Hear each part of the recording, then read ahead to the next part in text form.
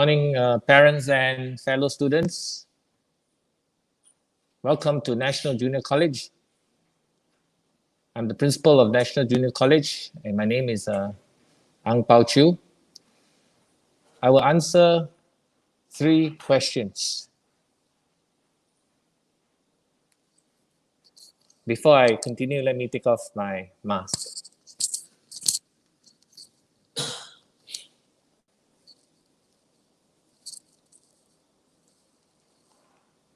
As I said earlier this morning, I'll answer 3 questions I think you will have in mind. Number 1, why go to a junior college versus other pathways? Number 2, what experiences would you like to have or would you have in a junior college? And number 3, why would you like to consider National Junior College? First question, why do we want to go to a junior college? I'll provide a little historical background because I've been in the education service for more than 30 years. This is my 37th year.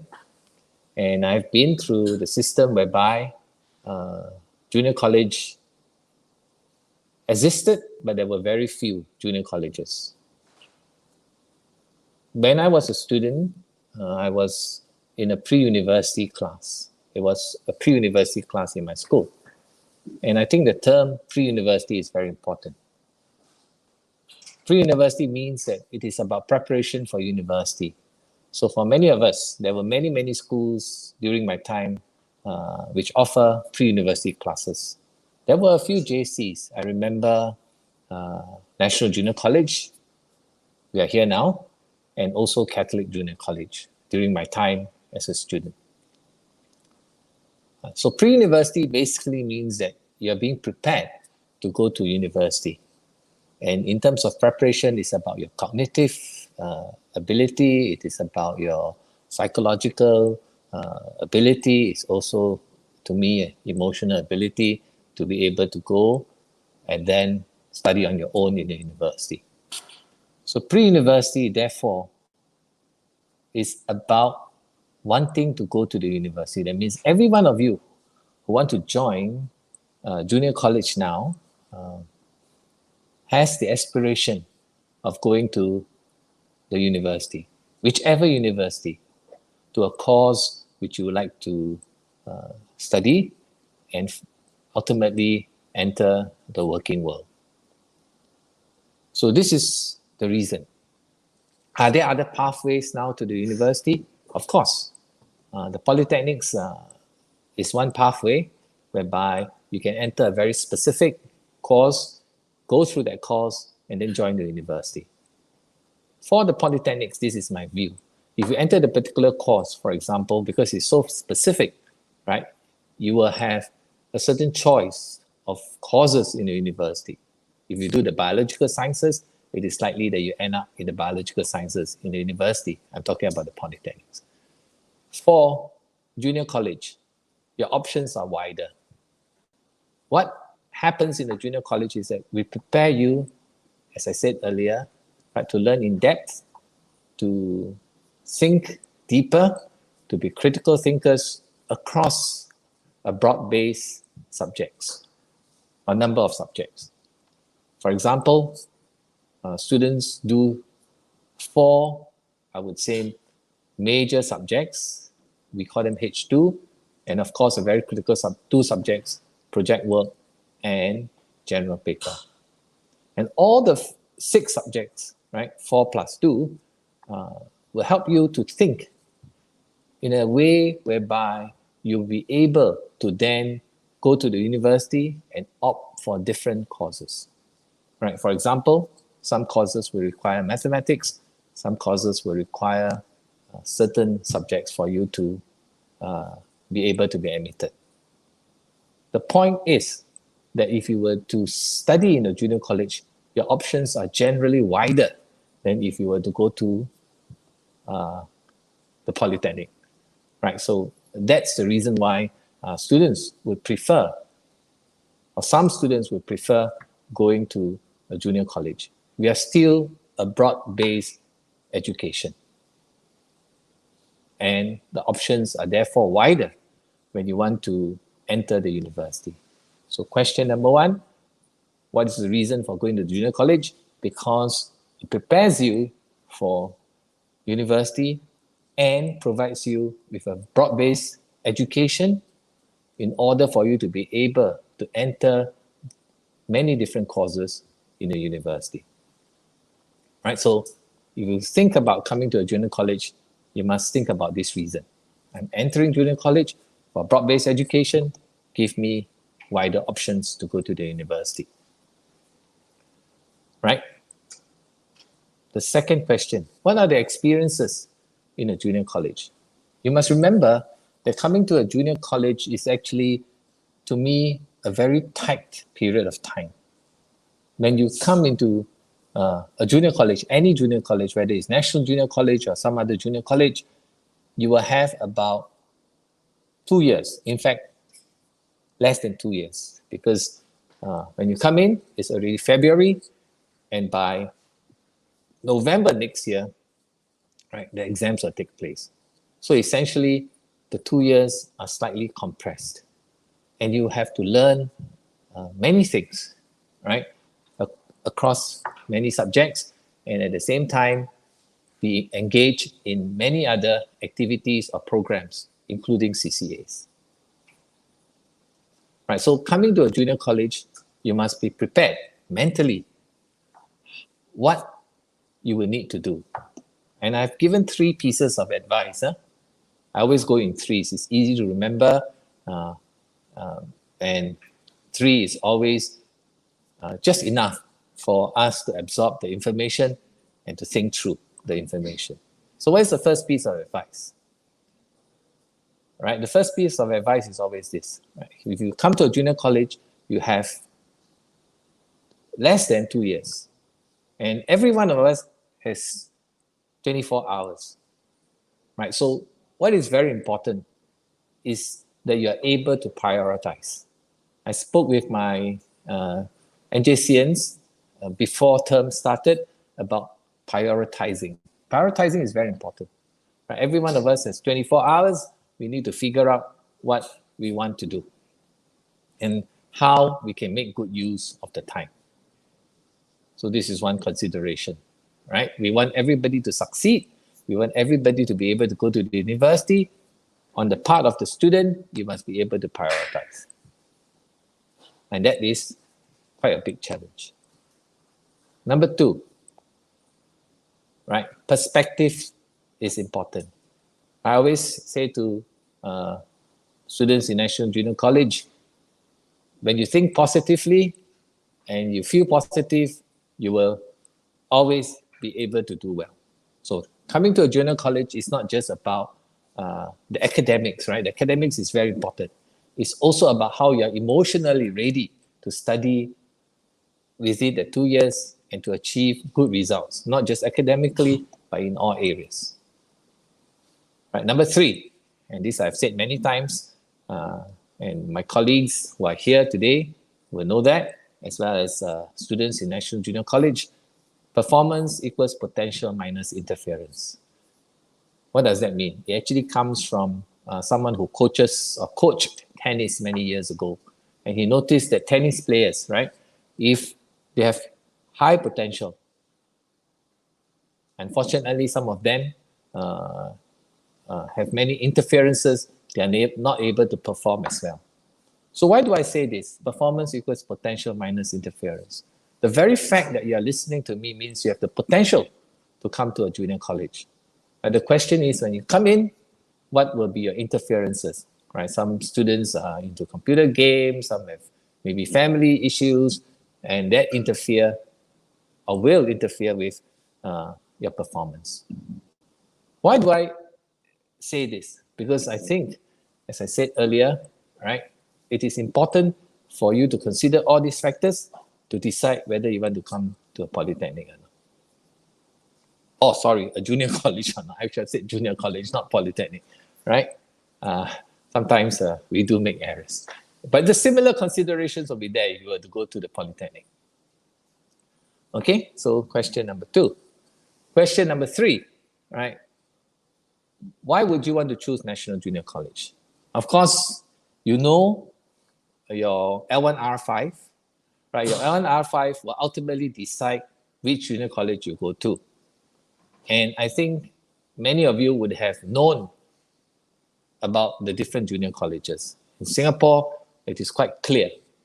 I'll be very honest with you, it's quite clear that your L1R5 points will decide. And many of you will already have a certain perspective or a certain choice that you want to make. If you have 6 points for L1R5, you know your choices are very wide. Right? So what are the other considerations that you have? Or you should have, whether you have 6 points, 7 points, or 8 points to join a particular junior college. I would like to share with you what we do in National Junior College, right? So number one, to us, we are very student-centric. It's very important, right? Student centricity is very important. The welfare, whether it's physical, mental, social, emotional, of our students will rank very highly.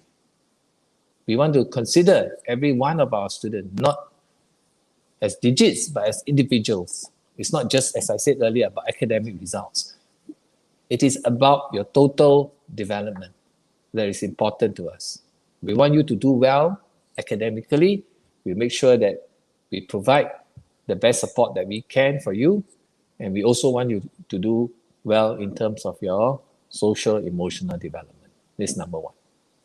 Does all junior colleges want to do that? I think so, right?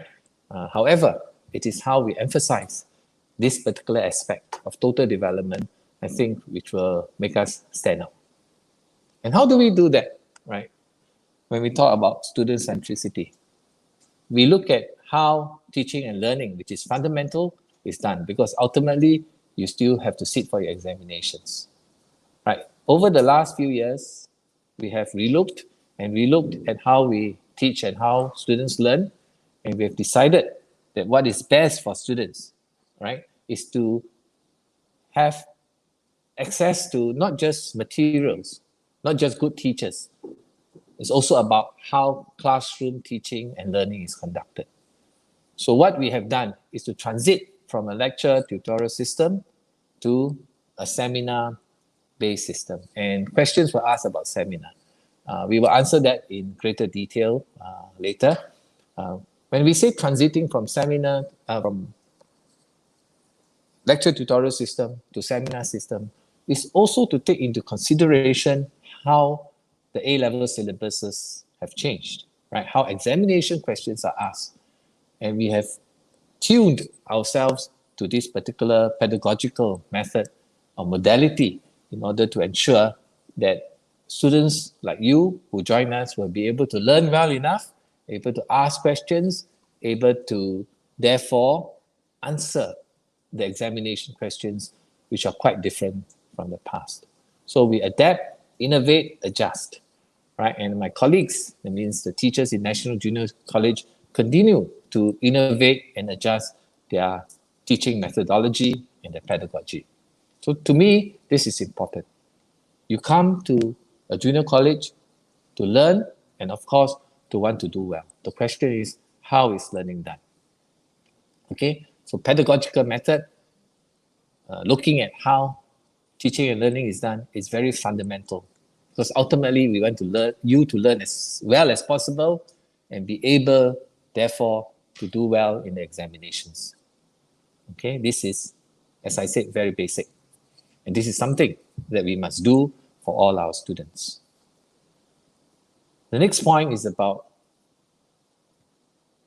interaction between you, the JE student, and our IP students who are here with us. In National Junior College, when you come in here, we mix you with the IP students. We know it's important, right? Because you have different experiences compared with the IP students. Your learning, the way you learn, may be different from the IP students. Are there advantages and disadvantages to where you come from compared to the IP student? My view is this, right? You will be able to share your experiences. You will be able to learn from one another, and to teach one another. Right? So when we mix you in NJC, all classes will have students from the JE and IP, depending on the course you choose. And as I said earlier, this is important because shared experiences are important. Right? So there was a question when we held this last week, on Saturday last week, whether CCA positions, leadership positions are exclusive to the IP students. No. Right? As I said, we are race, language, religion, IP, JE blind, meaning that whoever joins NJC in the junior college years, everyone who demonstrate leadership qualities will have access to different leadership positions. What is most important is not so much wanting to be a leader. I've emphasized this many times, right? What is most important is that when we become a leader or we want to be in leadership positions, the NJC motto must stand out, which is service with honor. Meaning that when you become a leader, you would have to serve others. It's not about yourself, right? It is about your ability to serve others. Leadership is about stewardship, it's about serving others. And this is what we want you to be able to do. You will also find that our IP students are very friendly. They would come to you, talk with you, and you will come together as a group, as a community, right? The NJC community. Once you come into National Junior College, we don't separate you from IP. Sometimes I don't even recognize, right, whether this JC student is an IP student or JE student, because you all possess the same qualities. And what are these qualities? Hardworking, right? Wanting to help others. This is fundamental to NJC, and growing and developing, right? Not only to do well academically, but to be a good person. I personally believe that despite the 2 short years, right, there are many, many things that you can learn in a junior college, right? Learning to work together, learning confidence, learning about yourself, and of course, as I said many times, learning to do well in the examinations. So I have provided you with 3 questions. I've tried to answer them. And the last question regarding why you should join NJC, please do consider, because I always believe that in order to be able to thrive, right, as a person, we must be confident and at the same time humble. Right? I've again spoken with NJCians regarding this. Do we want to be confident and humble, or do we want to be confident and cocky, or do we want to be confident and arrogant? I can assure you that in National Junior College, we want to be confident and humble at the same time, and finally, to be able to serve the community well, as well as doing well ourselves in life. Thank you very much for listening. Let me wish all of you a great year ahead. Make your choices, think through, right? And one other consideration to me is critical. I forgot to mention that.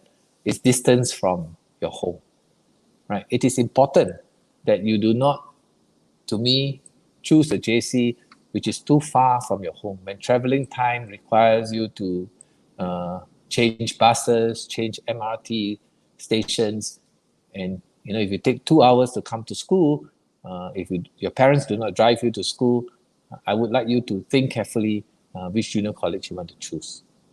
Okay? I'm a very practical person, because time must not be wasted in the transport system, right?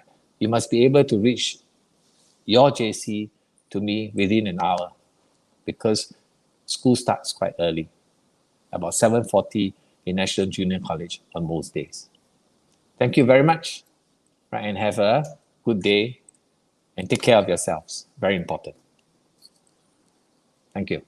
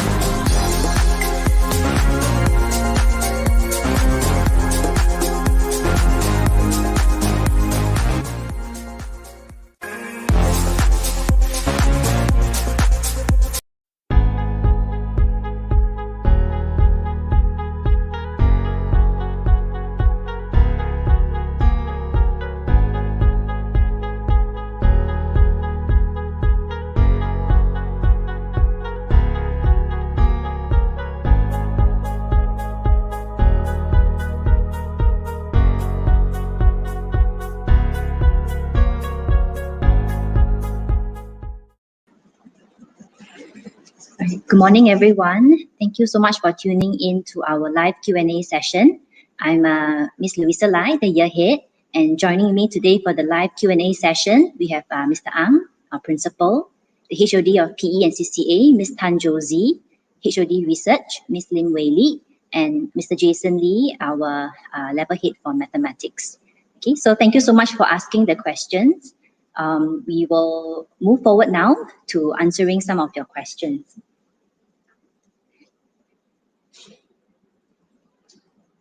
Okay, I think there is a question.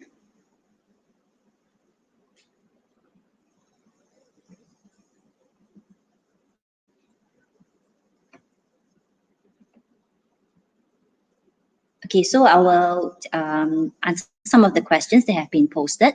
Right. One of it is, what is the proportion of students in NJC who are from IP versus the JAE intake after O levels? Okay, so the proportion is roughly about 60% from JAE, and for the IP, 40%. Okay, but in NJC, we don't have any separation in terms of IP and JAE. They're given equal opportunities to take part in various programs in the CCA, leadership positions, student council, and even our class groups. The IP and JAE are mixed together in the class. Okay, so in the form class that you're in, you have a good mix of IP and JAE students so that you can interact well with one another. Right? I hope that answers your question on the proportion of students. Okay, we have another question on scholarships available in NJC. Right? So in terms of scholarships, MOE has certain scholarships that they offer to students. They are known as the pre-U scholarships. Okay, so that encompasses things like humanities, language elective scholarships that are given out to students if they qualify for it.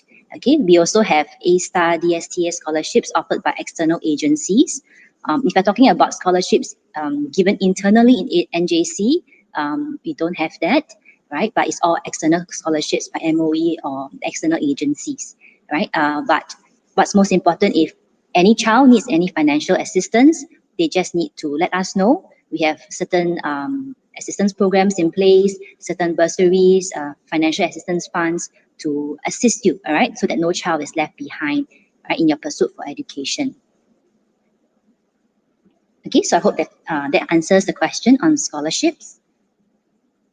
Okay, we also have a question on seminar-based lessons. Okay, I think it's in response to what our principal talked about earlier about seminar-based, right? So for seminar-based lessons, it's a bit different from lecture. Lecture style is a big group of students, right? But for seminar-based, it's a smaller setting, right? To have more interaction and facilitation between the teachers and the students, right? So the class size could range from, let's say, 40, 50 students, so that you can work in little groups and the teachers can check in with students more consistently throughout the lesson, right? So this is in line with the changing format of exams, where there is more emphasis on critical thinking, analysis, reasoning, as compared to maybe previously, where it's more of memorizing. And hence, that's why we need to change our teaching style to cater to this changing need, right? Changing exam format of questions.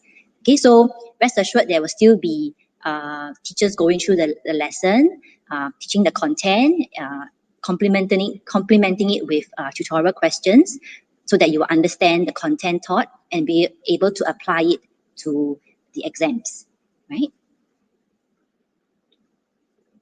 Okay, there's another question, all right, on students having problems and how the school supports them. All right, so I'll take this question before I hand the time over to some of my other colleagues in the panel.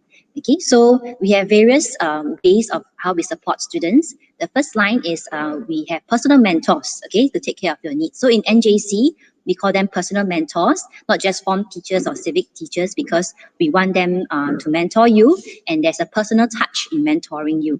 Okay, so your personal mentors will take care of your well-being, and in support, the year heads in the school will also be here to support you. All right, and students are free to consult PMs, year heads if you have any issues. Okay, so we also have our school counselor, all right, who is on hand to assist, all right, if there's any things that you need to talk through or you need to sound out, all right. So be assured that in NJC, all right, we do have various teachers, right, various support structures, all right, to support you in your learning, as well as if you face any issues, be it emotional, family, financial issues.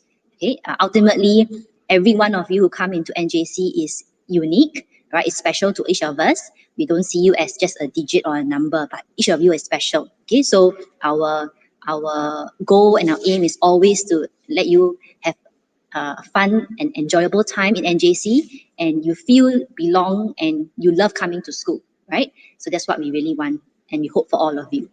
Okay, so maybe in terms of subject combinations, all right, there's a question on if we want to take 4 H2 subjects, is there any requirements? Okay, so I will let my colleague, Mr. Jason Lee, take this question. Hi, good morning. Okay, I'm Mr. Jason Lee. Okay, so with regard to whether there are any requirements for taking 4 H2 subjects, so if you are a student coming in through the JEE exercise, right? Okay, what you can do is you can access our college website. Let me just share with you.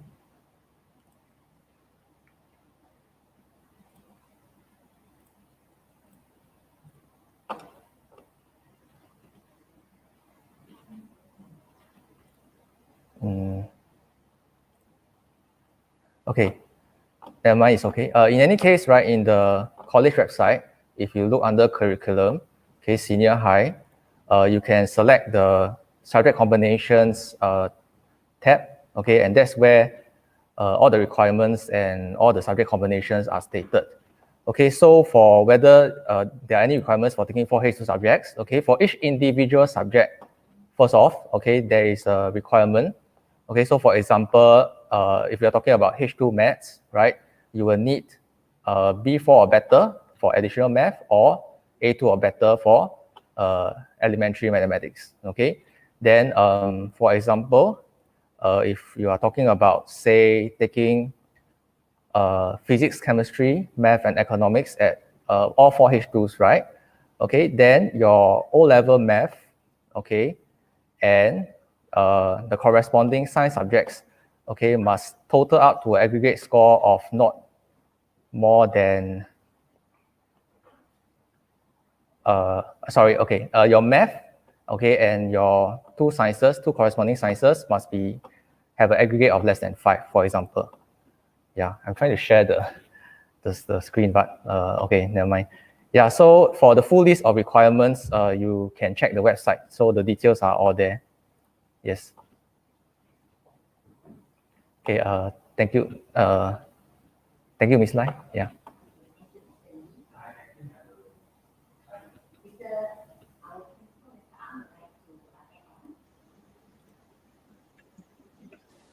Okay, I like to address a broad range of questions. It's very important, as I said earlier, your considerations for why you want to choose certain subject combinations, whether you want to choose National Junior College or some other junior colleges. Let me just get back in. Okay, right. Let me address the academic part first and what my colleagues have mentioned, right? What is most important is that you must think through whether it's 4H2s, 3H2s, or whether you want to do H3, because all JCs will offer H3s. In fact, in National Junior College, I think we offer one of the largest number of students doing research H3. With regard to whether you choose 4H2 or 3H2, it is really, as I said earlier, right, prioritizing your time, whether you have the ability to make sure that you can cope with 4H2s. Right, so based on all these considerations, we have looked at the kinds of students who will be able to cope with 4H2s and those who are better off with 3H2s. And that's the reason why we came up with those criteria that you will see in the website. Ultimately, it boils down to yourself. If you think about it, right, in all universities, they don't require you to do 4H2s. In fact, the qualifying criteria will be 3 H2s. And when you look at the university courses, they have certain subjects that you need to do in order to be able to go to that particular course. Okay, so first of all, right, your own inclinations and knowing yourself very well whether you are able to cope with 4 H2s or not. Some of you say that I will just want to try. My view has always been you don't have very much time to just want to try in 2 years of junior college. You must make a decision, make a clean decision and decide 4 H2s or 3 H2s. That to me is the best decision, right? Of course, some of you may do 4 H2s and you find that you're not able to cope and therefore you want to drop to 3 H2s. That's also possible. Okay, the point I want to make is know yourself well and look at the university courses. Every university in the world, including Singapore, of course, don't require you to do 4 H2s. 3 H2s will do. I've always said it's better to score 3 A's for 3 H2s plus an A in H1 than 4 B's when you do 4 H2s. Right? So it is a very practical consideration. So know yourself well, right? We will give you the advice. We'll look at your results. We'll talk to you. Every child that come to NJC, right? I talk about every child because I believe that when you come to NJC, you are our children. We will talk to you. We'll advise you whether it's better for you to do 3 H2s or 4 H2s. Of course, the final decision is yours if you qualify. So we do not do a blanket cut, right? Do we allow you to appeal? Yes, we do. However, it is important that you know yourself well, right? We exercise a bit of flexibility while at the same time giving you advice on what you should or perhaps should not do or offer in terms of knowing yourself well. Okay, so this is how personal we will get when it comes to helping you to think through the courses you want to take, right? Whether it's a hybrid combination, whether it is this particular combination, you will be able to seek advice from my colleagues, right? And then make the best decision. My colleague, Miss Louisa, spoke about how we want to engage you. For us, what is most important is about good relationships in any school, in any community, in any classroom, right? Good relationships between teachers and students, good relationships between students and students, a healthy class, a class that works together will ultimately succeed, right? So we want to build that within the class, across classes, within the school. Good relationships between and amongst every child, every teacher, every school leader, every of our administrative staff. And that is fundamental to building, right? An environment for everyone to study and work well together, right? In National Junior College, the study environment, I would say, is a good one because everyone wants to work hard. I can see that whether it's a JE student or an IP student, everybody wants to work hard. And I've seen that in, as I said, previous batches of JE students. I see that now in the current batch of our JC2 students. I have great hopes for them doing well. Regarding going to university, right? What is the percentage? As I said in my opening address, it must be 100% who are able to qualify, right? Our target is always 100%. Will any junior college be able to reach 100%? Of course not, right? Why? Because there are students who, as I said earlier, have so many interferences that they are not able to finally do well in the examinations. Whether it is, the junior colleges, which are most difficult to get in. We are one of the junior colleges quite difficult to get in. Every junior college, because every child, right, as a unique individual, as my colleague mentions, will face and overcome problems differently.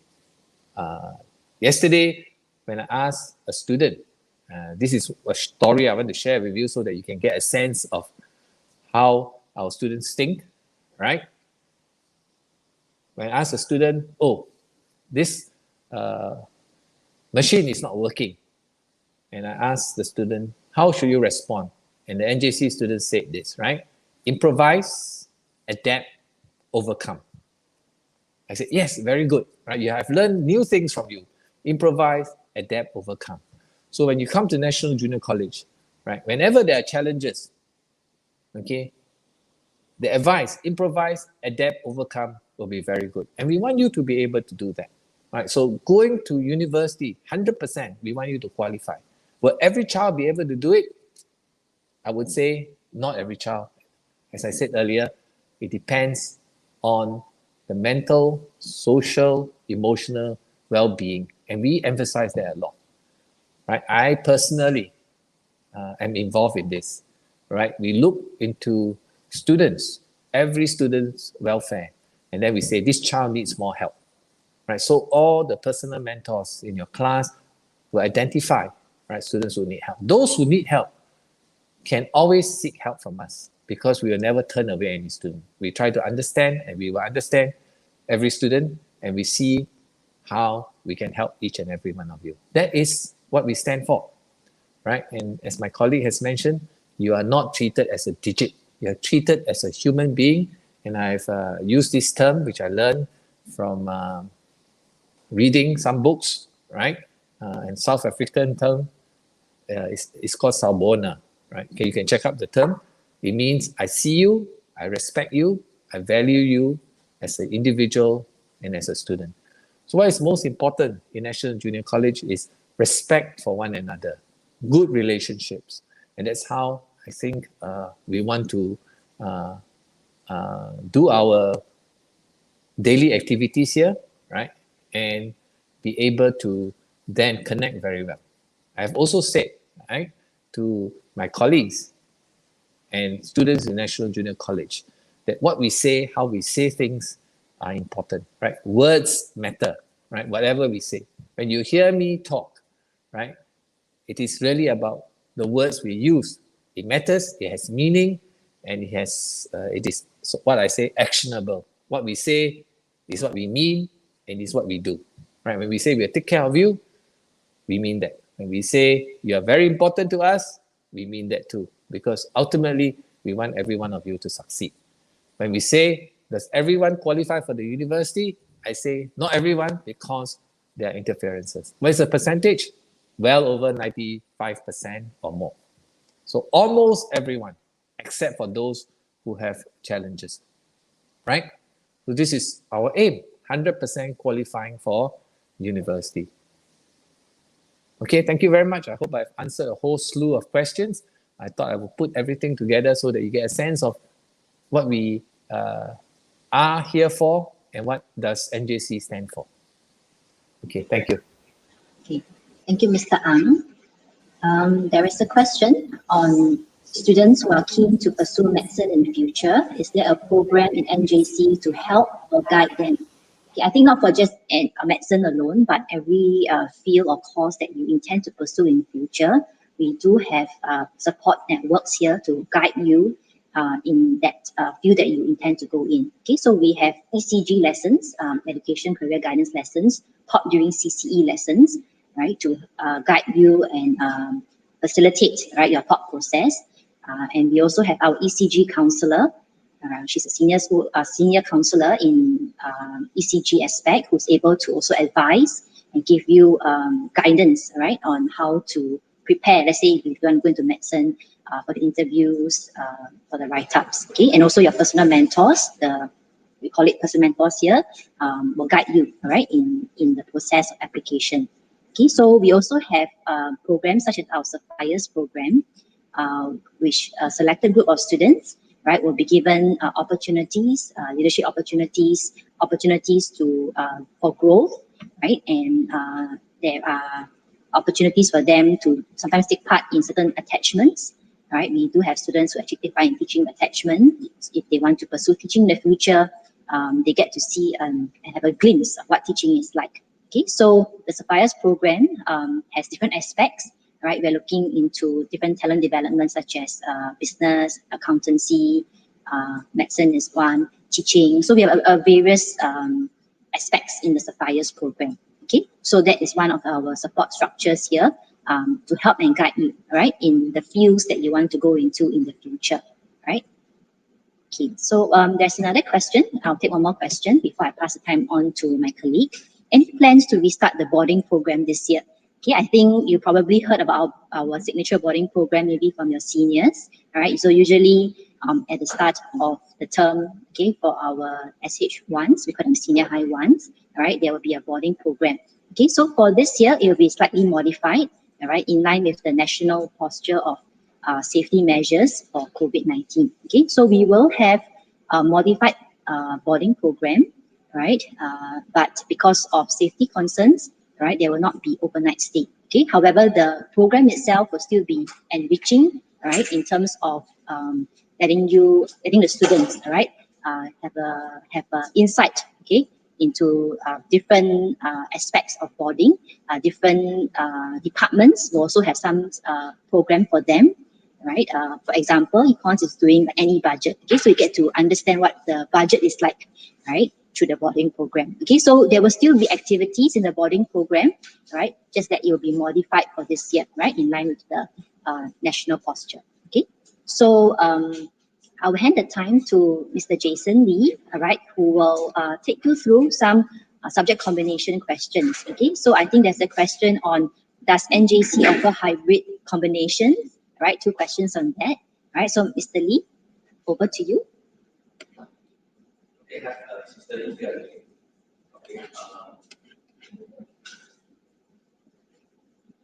Okay, hi. It's Mr. Lee here again. Okay, so let me just run you through the website for the subject combinations, okay, to explain how you read the information. All right, so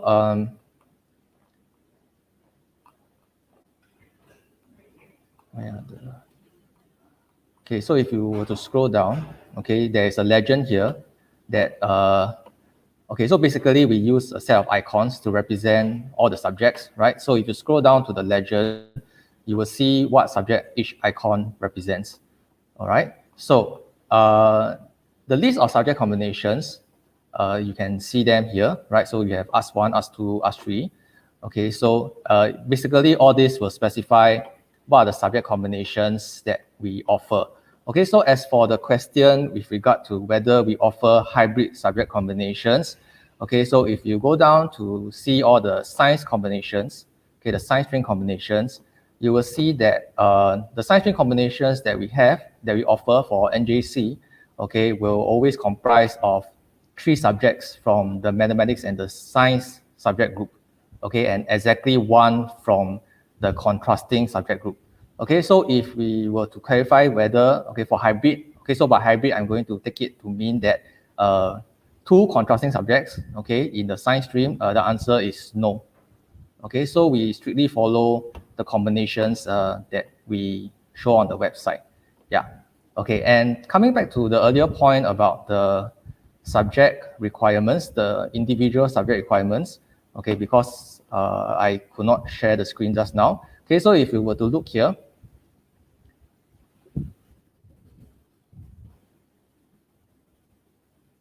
okay, so as I was explaining earlier, if you look at the bottom left corner, right, okay, the mathematics requirement is stated, GCE O-level A Maths, B4 or better, or GCE O-level E Maths A2 or better. Okay, so these are all the individual subject criteria. And for each subject combination, we also have a set of criteria. So for example, if we were to look at a 4H2 subject combination, say in Science 7, okay, top right corner of the screen. All right, you see there's a statement here, M1, S2 less than 6. Okay, basically what it means is that for the math, okay, be it E-math or A-math, whichever is better, and the 2 science subjects corresponding to the 2 science subjects you are taking at A levels must be less than 6.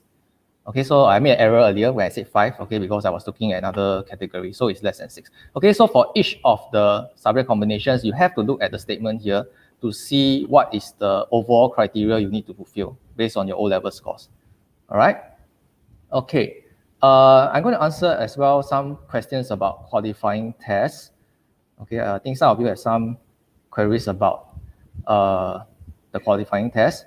Okay, so for computing, do you need technical knowledge? If by technical knowledge, you mean do you need any programming knowledge? The answer is no. Okay, so we'll just, the test should be comprising of questions on your thought processes and skills aligned to computing, okay? But we will not be testing programming per se, so you don't have to worry about that, okay?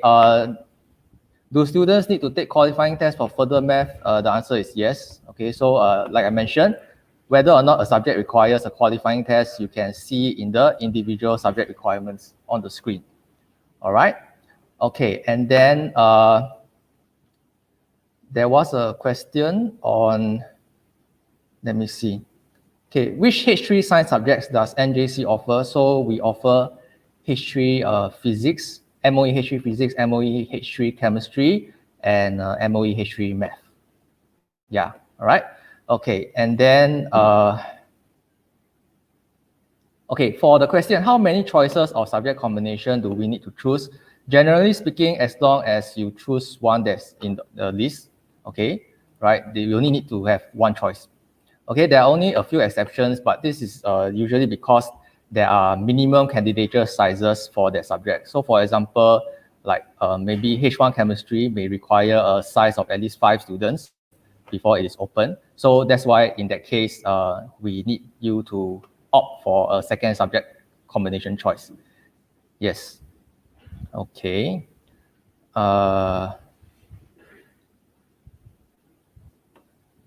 Okay, yes, I think I pretty much covered most of my questions. Okay, thank you. Thank you, Mr. Lee. Yeah, maybe back to the question on the H3 science subject. So Mr. Lee mentioned about the MOE subjects, right?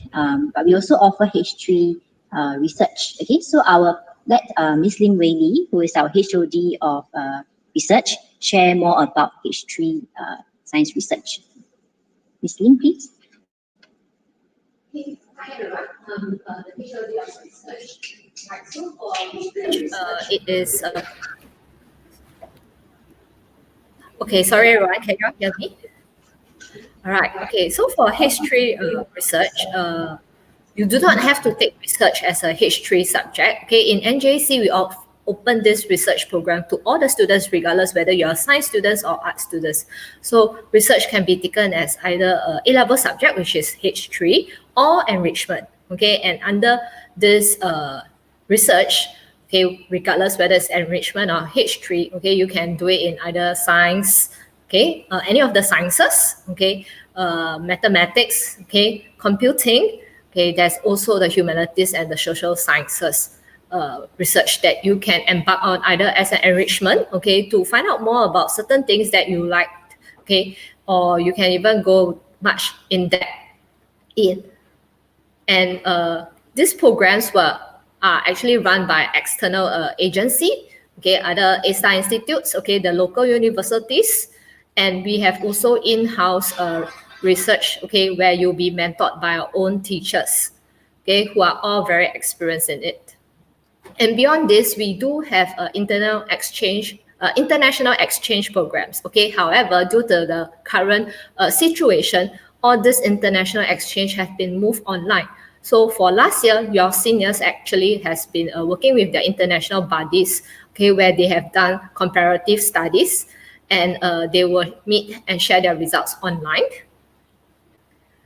So when you join NJ, there will be a sharing for you to find out all the different programs and which one would you like to join. And of course, due to the different programs nature, there may be some prerequisite which we will share when you are with us. Okay, and just to share about the difference between enrichment and H3, right?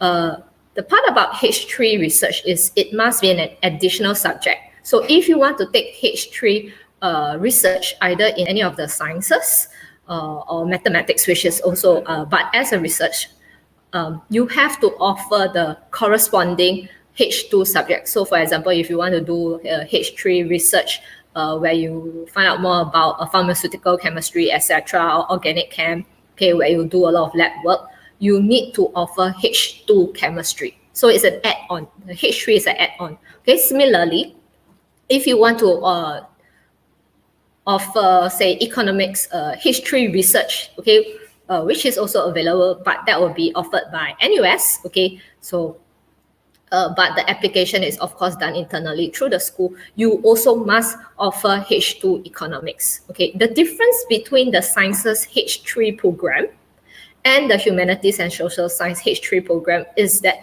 the years that you'll be doing. For H3 research, science research, you'll be joining us right now in February, and the research work will start this year. Okay, that means when you're in the JC 1 year. But if you're going to do, if you're considering economics or say geography, history research, it will be offered during your JC 2 year. That means your promotional results is very important. All right. So I guess that's a lot of information. Okay, don't worry. When you join us, we will give you a more detailed and the website to go and take a look. Thank you. Thank you, Ms. Lim. Right. I'll take some questions in general. One of the questions is, how did NJ perform in A levels? How many students scored 90 rank points? Okay. A levels each year differs, all right? Therefore, I'm not sure which specific year you're referring to, but in general, okay, our students do well at the A levels consistently over the years. Is above 80 rank points, all right, in terms of our median score.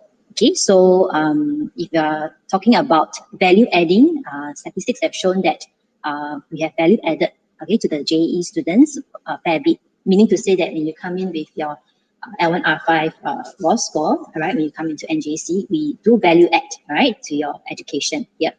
Okay, so in terms of the experience here, studying experience, teachers are here always to support you. If you ask some of your seniors here, or those who have graduated, they may tell you that, oh, teachers stay back for consultations, they answer queries from students, right? So most importantly is when you come in for learning here, there is a supportive environment, right, to help you and aid you, right, in preparing for your A levels. Okay, all right. There's another question. If my H2 class at MOE Language Center clashes with school timetables or school events, will I be excused from school events to attend the MOE language class? Okay, so I believe we're talking about maybe the foreign languages that is external.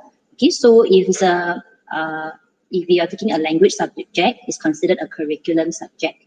Okay, so if that is if you have the subject right during that timing, you will be excused from your school events, this is CCAs, okay, to attend your language class, right? Because that is considered a curriculum subject, just like math, GP, right? You need to attend the lessons, okay? So you need to attend the language class, and of course, we'll factor in time for you to travel there, right, to attend your language lesson, right? So I hope that answered your question.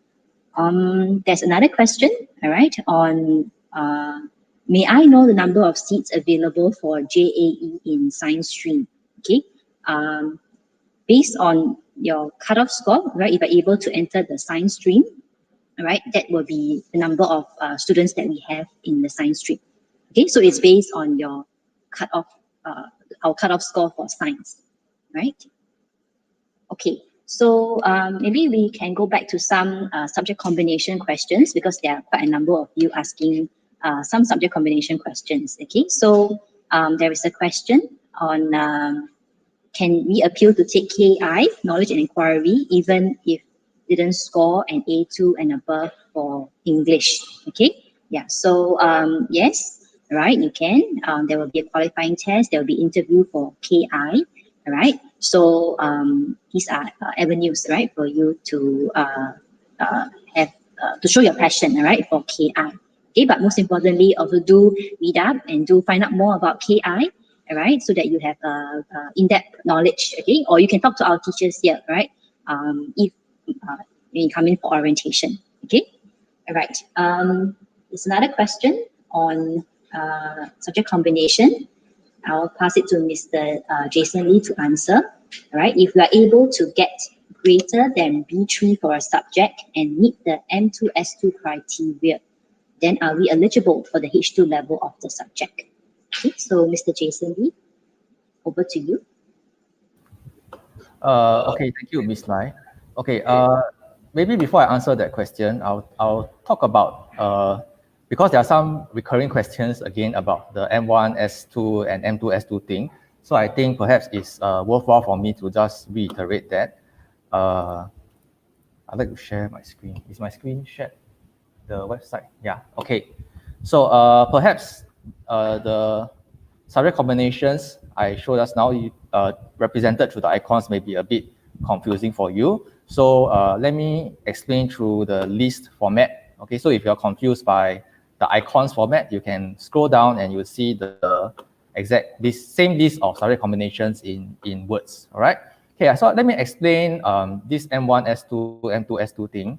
Okay, using an example. So if you look at the row for science 3, okay, so in science 3, there are two options. Basically, you could opt to take H2 physics, H2 chemistry, H2 math, and H1 economics, or you could take H2 biology in place of H2 physics. Okay, so at the right, you see this M1, S2 less than 9. If you're using the icons list, okay, then the statement will be at the bottom. Okay, so what the M1, S2 means, okay, basically the M1, right, would be the better of your O-level A math or E math grade. Okay, so that's what the M1 means. Okay, the science S2, okay, means the corresponding two science subjects that you have taken at O levels. Okay, so for example, if you want to take H2 physics, H2 chemistry, H2 maths, and H1 economics, right? Basically, what this M1, S2 less than 9 means that your O-level math score plus your O-level physics score plus your O-level chemistry score must total to less than 9. Okay, so if instead you are opting to take H2 biology instead of H2 physics, then it means that your O-level math plus your O-level biology plus your O-level chemistry must total to less than 9.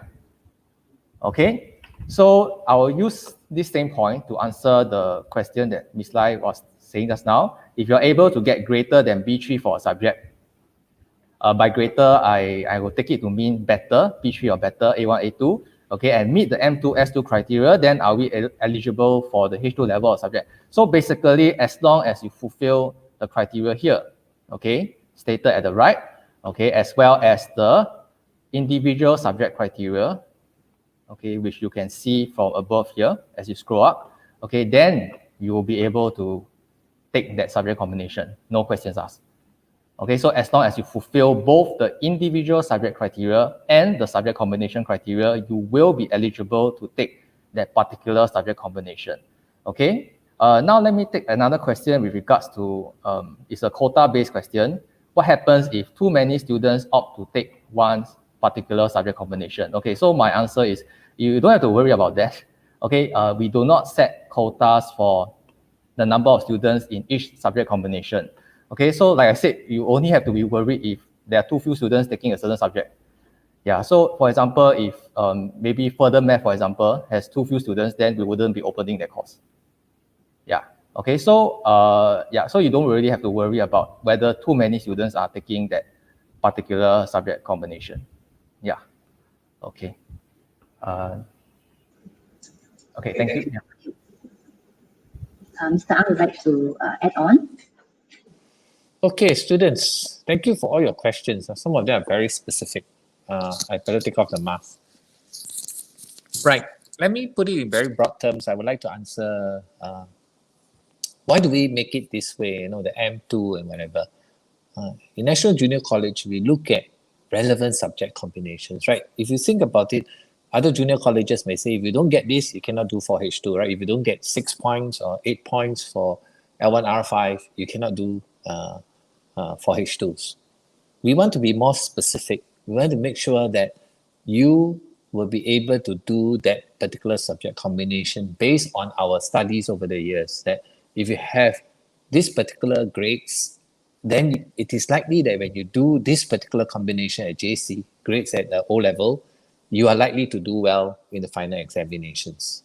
So it is for a strategic purpose, right? We do not say you do not have 8 points you cannot do, right? We look at it differently. We want to find relevance in the subject combinations. So this is how we want to do it. So it's about relevance, right? Regarding whether you can do KI or not, right? Someone asked whether you don't have an A2. I would not dismiss that personally. If you can sit for the test in KI and you're able to express yourself well, you can think, right? I'm not asking you to think like a philosopher. If you can see demonstration of thinking, demonstration of language skills, then we can consider you. We are, I hope, if you have listened very carefully, we are flexible at the margins, right? We look at you and say, okay, yes, it's a possibility that you can do this particular subject combination. As I said earlier, we talk to you personally and advise you, right? And given the years of experience of my colleagues, it is not just a technical issue about just choosing the particular subject combination, but guiding you as to what is critical if you want to succeed. Okay, that is more important to us because every one of you matters. As I said, it's not about digitize every single one of you, it's just a digit, no. Okay, so think about it this way, right? That we will provide you with the guidance, we'll speak with you, even if it takes a little bit more time. I've advised my colleagues to give you the best advice. Someone asked a very specific question. Tell me exactly what is the university qualifying percentage. It's well above 95%, right? If you base it on 3 Cs. Okay, so, as I said, there will be a few who are not qualified because of whatever reasons. A very low percentage, maybe 2 to 3%, right? There will always be people or students who have certain issues. But if you put in the hard work, you are emotionally stable, mentally well off, you will be okay. Because as I said earlier, all NJCians are hardworking students. Just now when I went to take a break, I walked down the steps and I saw a group of students, our DSA students, who came in today because we want to bring in the DSA students earlier to integrate them with our students. This is what we believe in, right? Integration of students from different schools. And I asked them a few questions. I said, how do you feel? They said they feel happy. Why? Because NJC students are always ready to mix with them, right? And they find that there's warmth and they're able to quickly settle in, right? So the same will be for every one of you, right? We want you to be able to settle in very quickly, get going, start the work, and make full use of the 2 years here, right? So it goes back to my point about good relationships, right? So this is what, as I said, we are about, doing well academically, working together, having good relationships. So with regard to the various subject combinations, there are certain specific questions. If you want to ask us, please email.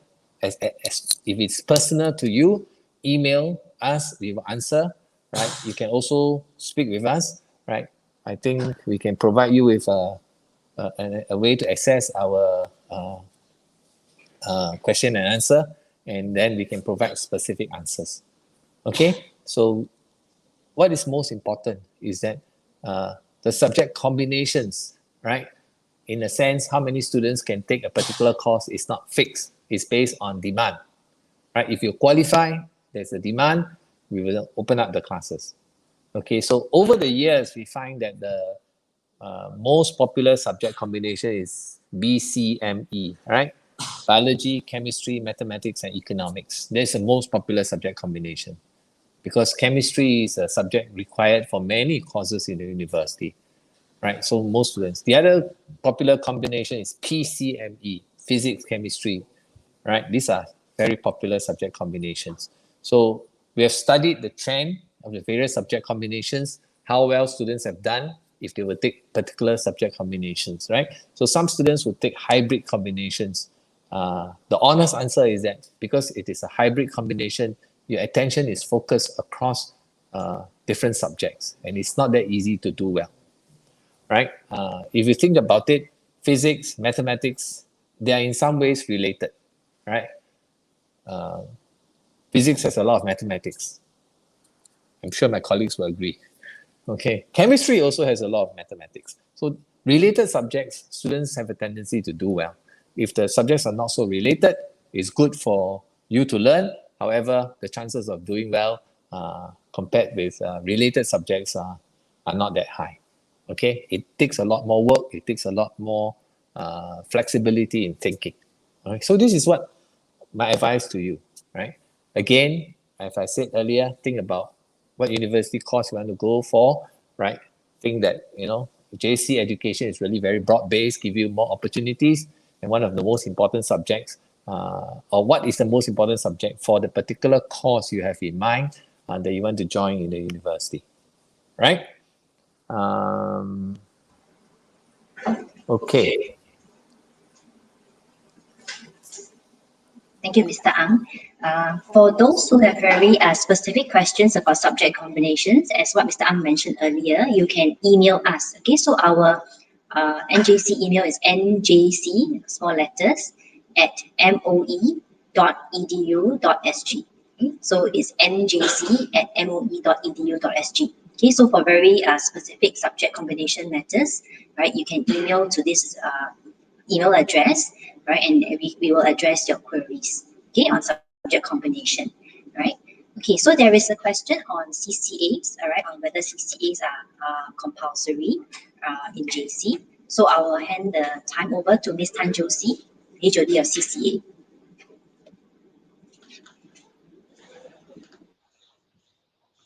Hi, hello. So far, I noted that there has been a lot of questions with regard to all your subject combinations and your academics. Of course, on top of your time studying, there's also life outside your classroom. And as we have that we definitely have that here at NJC. Other than your studies and your academics, we do have a boarding school. We have a signature boarding, which has a signature boarding program. Of course, with the COVID situation now, they cannot be overnight stays, but we do have programs that are going to be churned out in the next few weeks for our senior high students. And of course, I'm here to talk about CCA because I'm the HOD of CCA, right? So of course, I have to say that we have a very vibrant CCA scene, which I like to think of, if academics is the brains of this operation here in NJC, I would like to think that, your CCA experience here will be a heart and soul at NJC. So to the question, I think by Zhang Hao Tong, all right, whether or not CCA is compulsory. Yes, CCA here is mandatory. We will, because of this, as you graduate, we do hope that life after you graduate will not just be about studying, about your work, but also forging friendships, learning how to interact with others, learning how to handle difficult situations. And this is what we have here under our CCA framework at NJC. So definitely we want all of our students to at least have one CCA.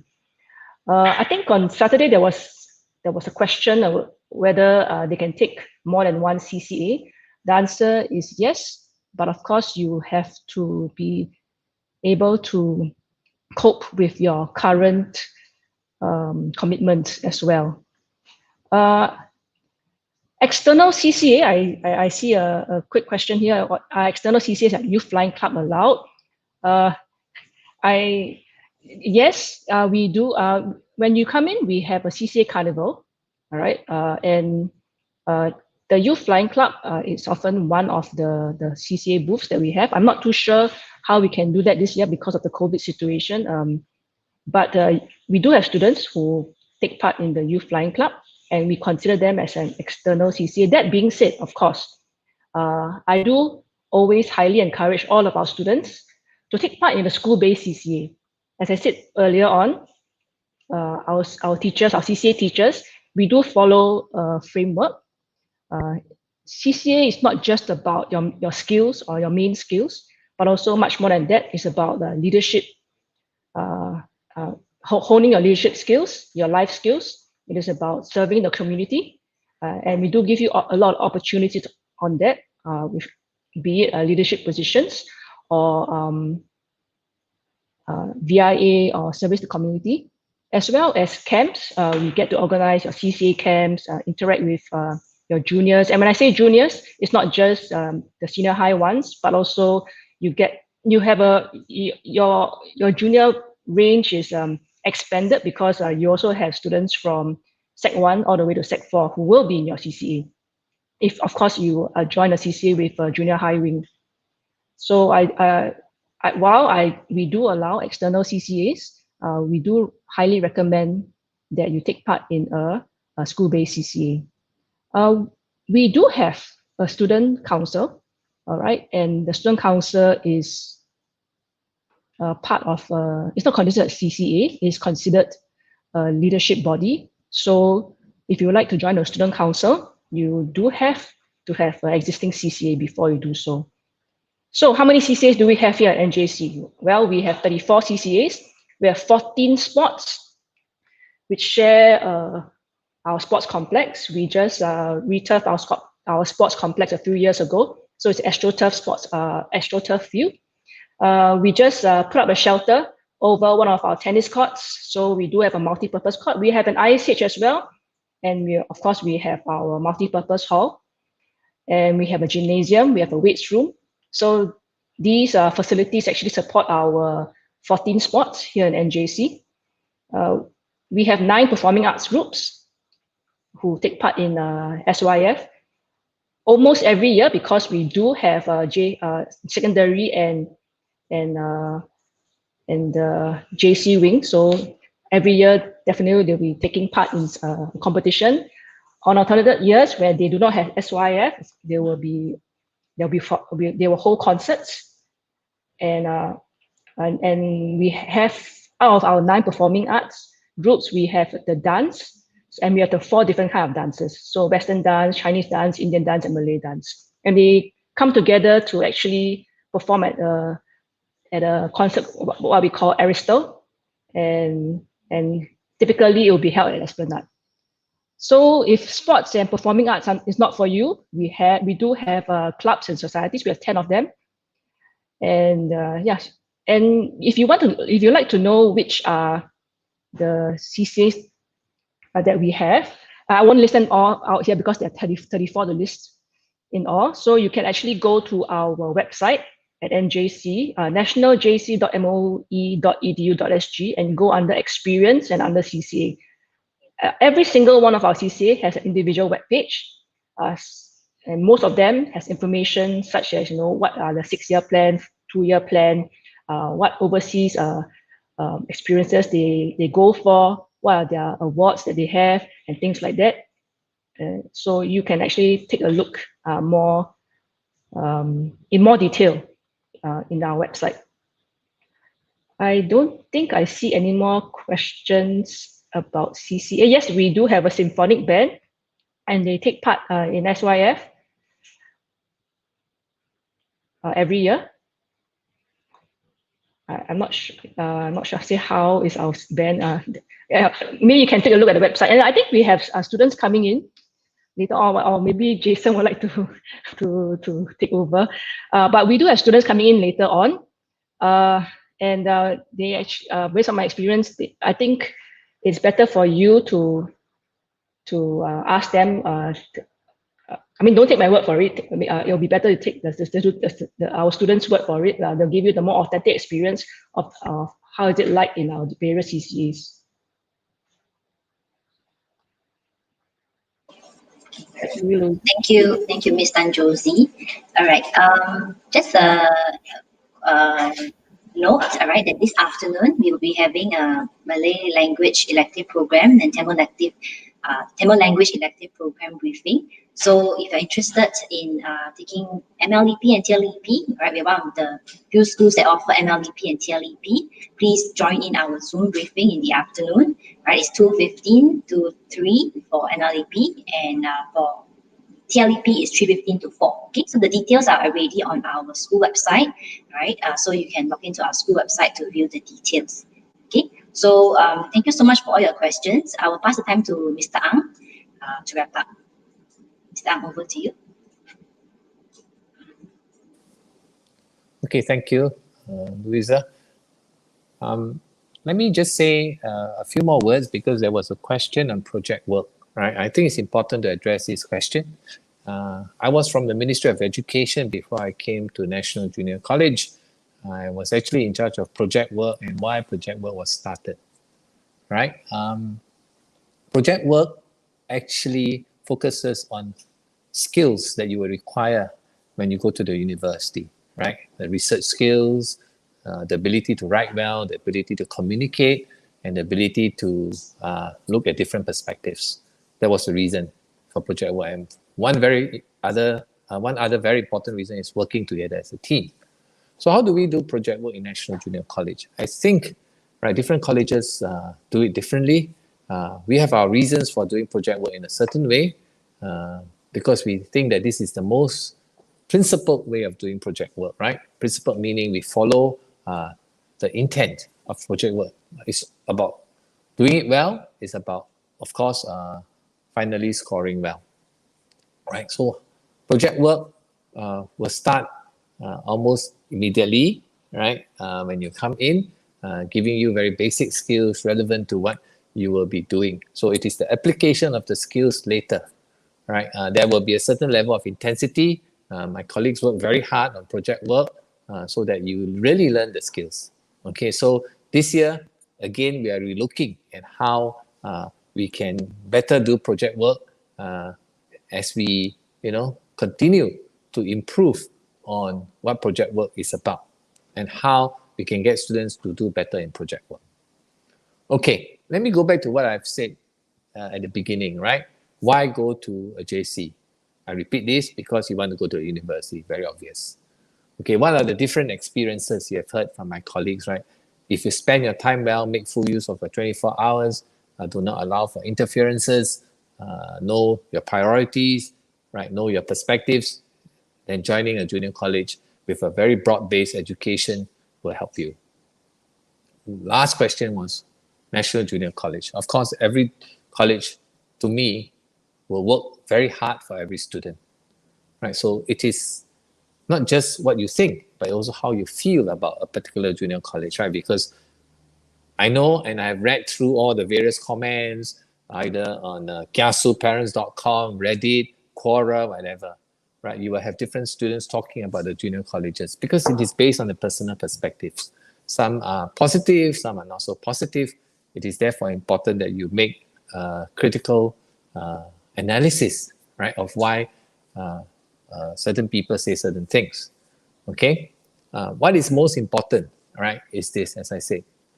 Number one, it is really about preparing you for life, and the most immediate is to prepare you to do well for the examinations. So as I said earlier, why have we changed the way we teach and the way we hope you will learn in National Junior College, right? The seminar style, the personal mentorship, right? The good relationships that we want to cultivate. And I've given you an example. The DSA students who came in immediately felt at home because our IP students welcome them and ensure that they are integrated and they mix well. So when you come to a junior college, whichever junior college, the first thing that you need to do is to integrate immediately so that learning can start, right? It's not just teaching, it's the learning can start immediately. Learning, not just academic, but also the other aspects. Number two, which I have mentioned earlier, right, is really the relationships that we want to create. Every one of you is important, right? To me, your mental, physical, and emotional health is important, right? You cannot do well if any part of this is affected, right? Your mental health affected, your physical health affected, your emotional health affected. For example, someone asked about COVID, right? If there's school closure, what do we do? I can tell you that we are very prepared for it, right? Last year, when school closed, we were immediately able to launch online learning. And we surveyed the students. The majority of the students felt that there was really no loss of academic time, right? Because our students are serious about learning, our teachers are serious about teaching. And therefore, we took great so-called urgency to ensure that learning continues, right? We also know that this year is a continuation of the COVID year. So we are preparing our JC2 students or SH2 students, as we call our NJCs here, for the final examinations, right? So all the plans are there, right? Whether it's a common last topic or whatever. This year there may be changes because depending on the situation, we will adjust accordingly based on MOE guidelines, right? And the final reason, which I've said earlier, and I've repeated this many times, we will treat you as an individual, a person who thinks, a person who has feelings, a person who will be supported.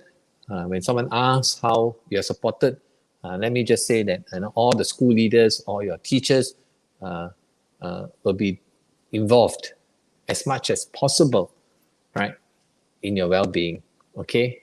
Personally, to me, as I said, your well-being, mental, physical, and emotional is critical to help you succeed. Because when you move on to university beyond the junior college, you will generally be left on your own. And we want you to be well prepared, right? Not just doing well in the examinations, but social, emotionally, and cognitively, as well as psychologically prepared. Okay, so this is what we can say, and we can promise you that we treat every child, right, in National Junior College with respect. We respect all of you, and similarly, students respect one another here, right? So one of the key things I've said to my students, right, very simple rules in National Junior College. All the students have heard me, right? Don't lie, don't cheat, don't steal, don't bully, don't let others bully you. Very 5 simple rules that once you follow them, right, you'll be okay. All right, so thank you very much for listening to us. Right, if you have any personal questions, you're free to ask. Right, we are always there for you. We will be attending to your needs. Of course, not attending to your wants, attending to your needs. And we want you to have a good 2 years in National Junior College once you join us. All right, thank you again. Wish you the very best. Take care of yourselves and have a good year ahead. Bye-bye.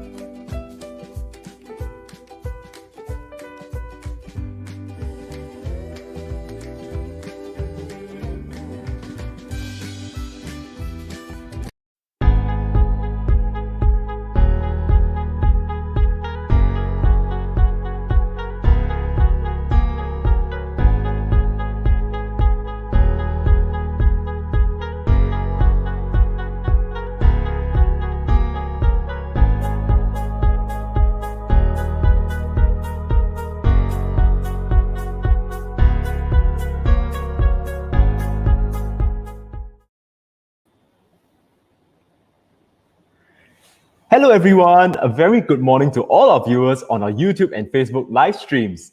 I am Lei Chao and I will be the moderator for our very first NJC e-open house of all time. So welcome. Yay. All right, so on our panel today we have 5 very passionate NJCians who will be more than willing to answer any questions that you have. So should you have any questions later, you can type them down into our live chat on our YouTube live streams or the comment sections for our Facebook live stream. And without further ado, let us introduce the rest of our panelists. All right, so first up, we have Andrea. Hello, everybody. I'm Andrea. I'm from J2 this year, so I take 4 H2s, PCME, and I'm from debate.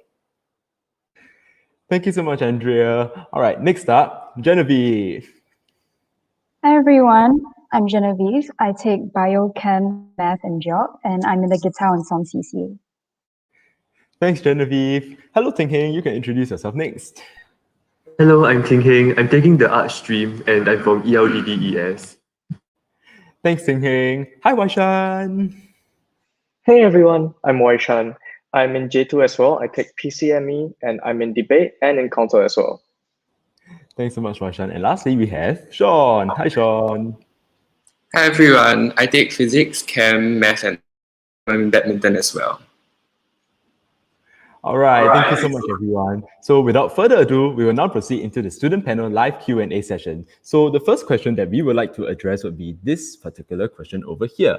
So Ron Tauber's question is, are there auditions to join sports CCAs or can you go in without any experience? And perhaps many of you might actually be curious as to whether or not this applies to other CCAs as well. So CCAs such as those in the performing arts category or the clubs and societies. So we will have a total of 3 panelists who will be answering your questions. Firstly, we'll have Sean, who will share more about what it's like about whether or not there are any requirements to join sports CCAs.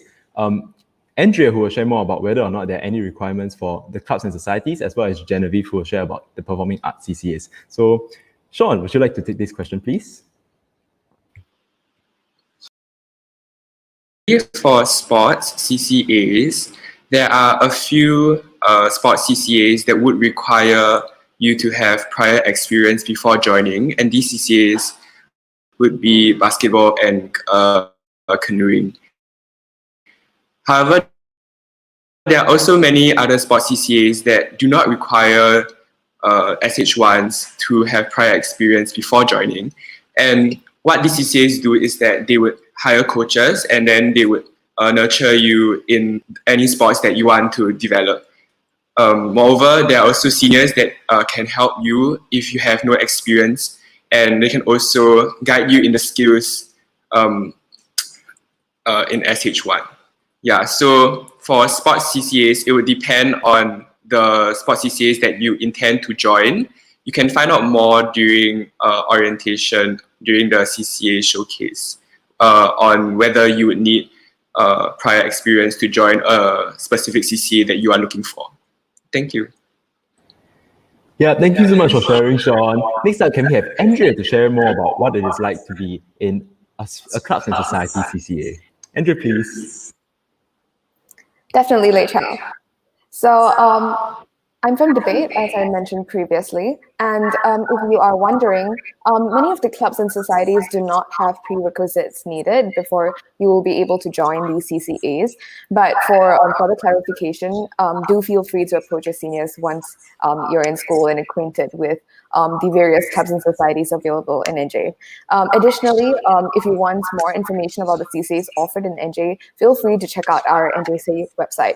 To talk about more about debate in general, right, or clubs and societies, we generally have 2 training sessions a week.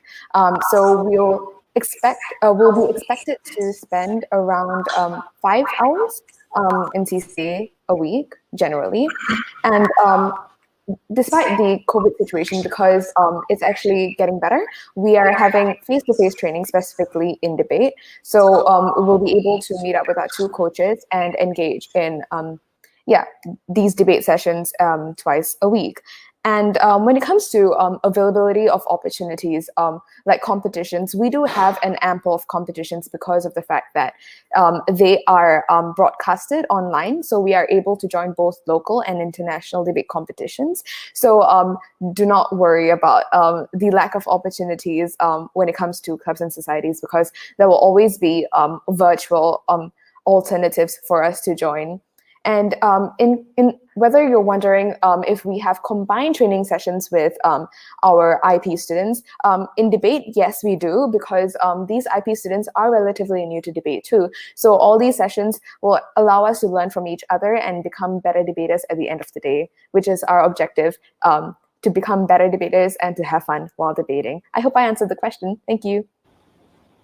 Yeah, thank you so much, Andrea, for sharing. Lastly, can we have Genevieve to share more about the requirements and what it is like to be in a performing arts CCA? Hi, Genevieve. Hi. So I'm just going to give of the performing arts CCAs that we have first. So we mainly have two categories. The first one would be instrumental, where you have choir, the different ensembles, guitar ensemble, Chinese orchestra. And we also have dance. We have all four types of dances, so Chinese, Indian, Malay, and Western.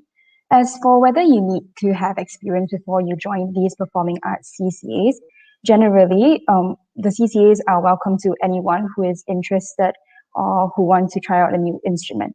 Personally, for me, I'm in the guitar ensemble, and about 90% or maybe even more of our members came in without any musical background, or like maybe not even having touched the guitar before. And like Sean has mentioned just now, all the seniors in the CCAs, regardless of whether it's sports or performing arts, they are very willing to help the new members get acquainted with the instruments or the CCA, and you really don't have to worry about whether you have experience or not, because most of us do not have background, and we are all willing to help anyone who needs the help. And as for the experience in a performing arts CCA, because most of the CCAs are generally done in a group setting or a teamwork setting, so you really have the chance to know how to work with different people from different backgrounds. And I think it's really interesting and cool because you get to meet so many people, and you also get to practice your teamwork skills, because, for example, in the guitar ensemble, you have to make sure that you're able to play with the other sections in the ensemble. So you really learn how to just focus on other people and learning how to work with them instead of just focusing on your individual abilities. And I think that's one of the more defining experiences for performing arts. Thank you. Yeah, thank you so much, Genevieve, for sharing. Indeed, NJ really does offer a very wide variety of CCAs, and should you choose to join NJC, you can look forward to joining one of these very, very special CCAs. Okay, all of our CCAs are very special.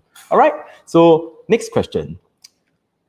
How many O-level classes are there? All right, the short answer is that we don't actually separate our classes based on whether the students are in IP, the integrated program, or whether they come from the O-level track. All of our students are actually mixed together in their subject classes. So this brings up the question about whether or not there's actually an IP-JE divide in NJC, and perhaps we might want to get Waishan to answer this question, since he's actually the only JE student on our panel today. So Waishan, could you share more about this, please? Definitely. So like Lei Chao said, there are no just O-level classes, and instead the classes are not separated into O-levels and IP classes, and they are mixed together. So when it comes to the IP-JE divide, firstly, I can talk about how there's an IP-JE ratio of about 2 to 3 every, so the ratio is 2:3 every year. And I can also talk about my experience and the general experience of JE students in NJ. So starting with my experience in NJ about the IP-JE divide, I personally did not face a big divide when it came to IP and JE, other than the fact that the IP knew each other for a longer time, so they were a bit more bonded when I came to meet them during orientation. But NJC has a very welcoming culture, and everyone's really nice and will really take you into their a part of their family.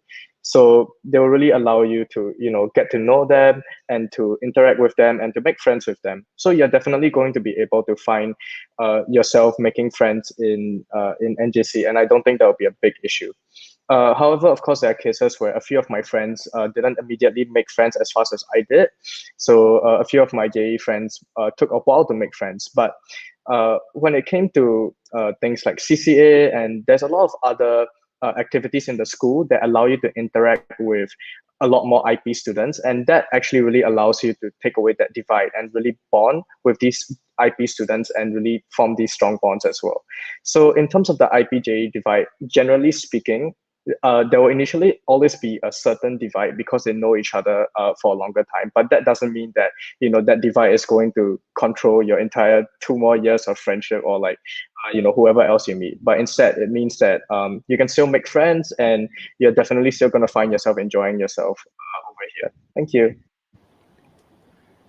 All right, thank you so much, Raichan, for sharing. Indeed, the culture in NJ here is actually really, really warm. And even personally for me, as an IP student, I've made a lot of JE friends. So if you come to NJ, you don't have to be worried about any form of IP-JE segregation in particular, all right? So y'all might actually have a lot of questions about school life in NJ. So if you do have any of such questions, please keep the questions coming by typing them into our comments, into our Facebook Live comment or the Facebook or our YouTube live chat, all right? Yeah, so moving on to the next question. Since we are on this topic about school life, academics actually form a huge part of our school life, and you might have this question in mind about, I think one of the very, very big areas of JC is PW. So Brenda actually has a question about PW. She asks if it is true that project work starts too late and if students are given less time to prep. So Andrea, would you like to take this question? Definitely. So yes, so how PW works in NJC is initially we'll have 1 to 2 weeks where the teachers will actually spend time with us easing into the subject. So they'll tell us more about what to expect in PW and so on and so forth. And during the initial stages of PW, we'll actually have regular selection tests in the sense that the teachers are trying to find the best suited groupings for our students based on their various aptitudes and to ensure good group dynamics. So personally, like through all these tests, we actually got a final group, and in my experience, I found that I worked with my group pretty well because we were able to understand each other much better, and we were able to easily communicate with each other because we had like similar ways of thinking. So it was actually easier for us to work together as a group to reach the final deliverable. As for like around March, when we get our questions, unlike maybe other schools, we actually start analyzing the questions deeply. So we'll start spending some time understanding what the question is actually trying to say, and that like for us to eventually understand what the project is ultimately all about, so that we are able to prepare for the WRs, your written report rather, which is supposed to be delivered by around November.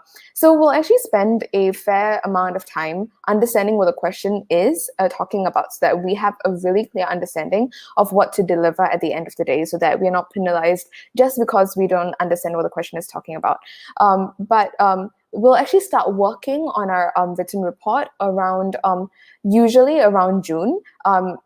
I have to be honest, because in our year, because of all the circuit breaker, we actually started a month later in around July because of all the disruptions. But rest assured, since we are used to the new way of teaching via, online, even Zoom classes, I'm pretty sure the teachers will be able to schedule a much earlier timeline for this year, so that it's much easier for the students. But ultimately, at the end of the day, because of how supportive the teachers are, we were able to all complete the whole cycle rather, all well and fine. And we were also able to learn a lot of things along the way, which is because this subject is highly applicable to daily life. I'm sorry.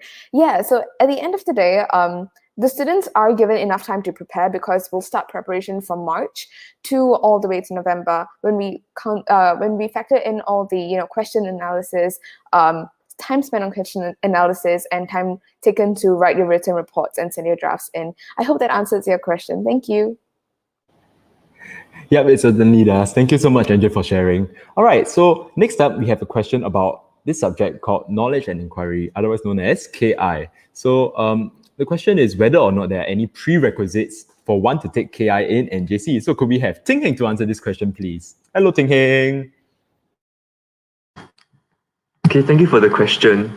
So in short, KI has no subject prerequisites for O-level subjects. However, before you take KI in JC, or in NJC at least, you have to take a test which helps to check your suitability for the subject. So for next year, all qualifying tests will be administered on the 1st of February between 8 a.m. to 12 noon. And after that, there will be no makeup qualifying tests. So I think you should check the NJC website for more information about these qualifying tests. So based on what I know, this test is a test of the students' general thinking skills, right? Whether they are able to evaluate arguments critically and whether they are able to reason well. Right? So there's no need to prepare for this test or be too anxious about it, since it does not test any subject-specific knowledge. Yeah, I hope that answers the question.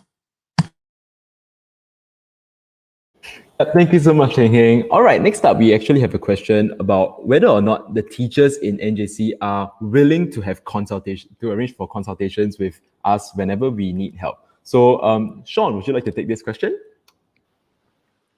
Yeah, okay. So generally, all the teachers are willing to arrange consults, and normally what teachers do is that they'll share their contacts with the students in class on the first day of lessons, and then after that, if the students have any further questions after lessons, they are able to either PM the teachers through their phones, and the teachers will then maybe answer their questions directly or arrange a consult with the student on a day and meet them face to face. So I feel that the teachers in NJ are very supportive and very supportive in my academics, especially last year when there was a circuit breaker. I couldn't really cope well with learning in online at home, and I really remembered that my physics teacher really helped me a lot when I actually PM'd her, and she went through each question very specifically and even filmed videos for me online. So I really felt that these consultation sessions were very specific and really targeted the issues that I was facing during circuit breaker last year. And yeah, in general, most teachers would be also very willing to answer any questions that the students have about the lesson after the lessons that they have attended. Yeah, thank you. Thank you, Sean, for sharing. Yeah, indeed, our NJ teachers are actually really helpful. So if you have any questions, be it in class or after class, you can always just go to the staff room to page for them, and or you can text them on their mobile phones for some of the teachers, and they'll be very glad to help us. So yep, you can look forward to meeting very inspiring and helpful teachers when you come to should you decide to come to NJ. Yep. So the next question that we could answer would be this particular question: what time do all of you go to bed? All right. Perhaps we can get Genevieve to answer this question. And apart from, I think this also ties in with what the workload is like in NJC on a daily basis. So Jen, you might want to answer that. Yep. Thank you for the question. So first of all, I think most of us go to bed at around like 11 or 12 after all our studying, CCA commitments and homework.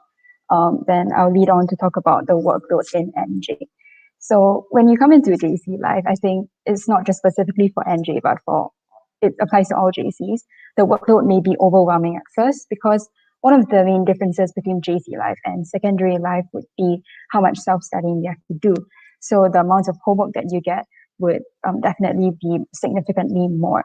However, even if it may seem overwhelming at first, with the right skills and the right mindset, it actually turns out to be quite manageable. So after a while, you get the hang of like managing all your commitments and your workload. And I think most of us in NJ are able to keep up with our workload. And besides having the general skills of knowing how to manage our time properly and knowing what to prioritize, we also have a lot of help from the teachers, like Lei Chao has mentioned. So the teachers are actually, they're very caring, and they really think about our welfare when they are organizing the lessons or giving out the homework. So there are a lot of times in lessons when the teachers will ask, is this amount of homework that I set okay? Or do you guys want some extensions? And for me, because I take geography, so one of our geog teachers actually organizes the homework such that it is also part of our revision. So they do making exercises for our homework, and that really helps us to manage our workload, especially before promos. And also for me, because I do most of my work in school, so I'm able to manage my workload well. And I think this ties in also to the study facilities that NJ has, because we have a lot of benches, a library, and many quiet spaces for you to study in school. So if you want to find quiet study spaces to manage your workload and make sure that you finish all your homework before you go back home, then I think NJ has a really good study environment for you. Thank you. Thank you so much, Genevieve, for answering that question. All right. So we still have about half an hour left for our live stream. So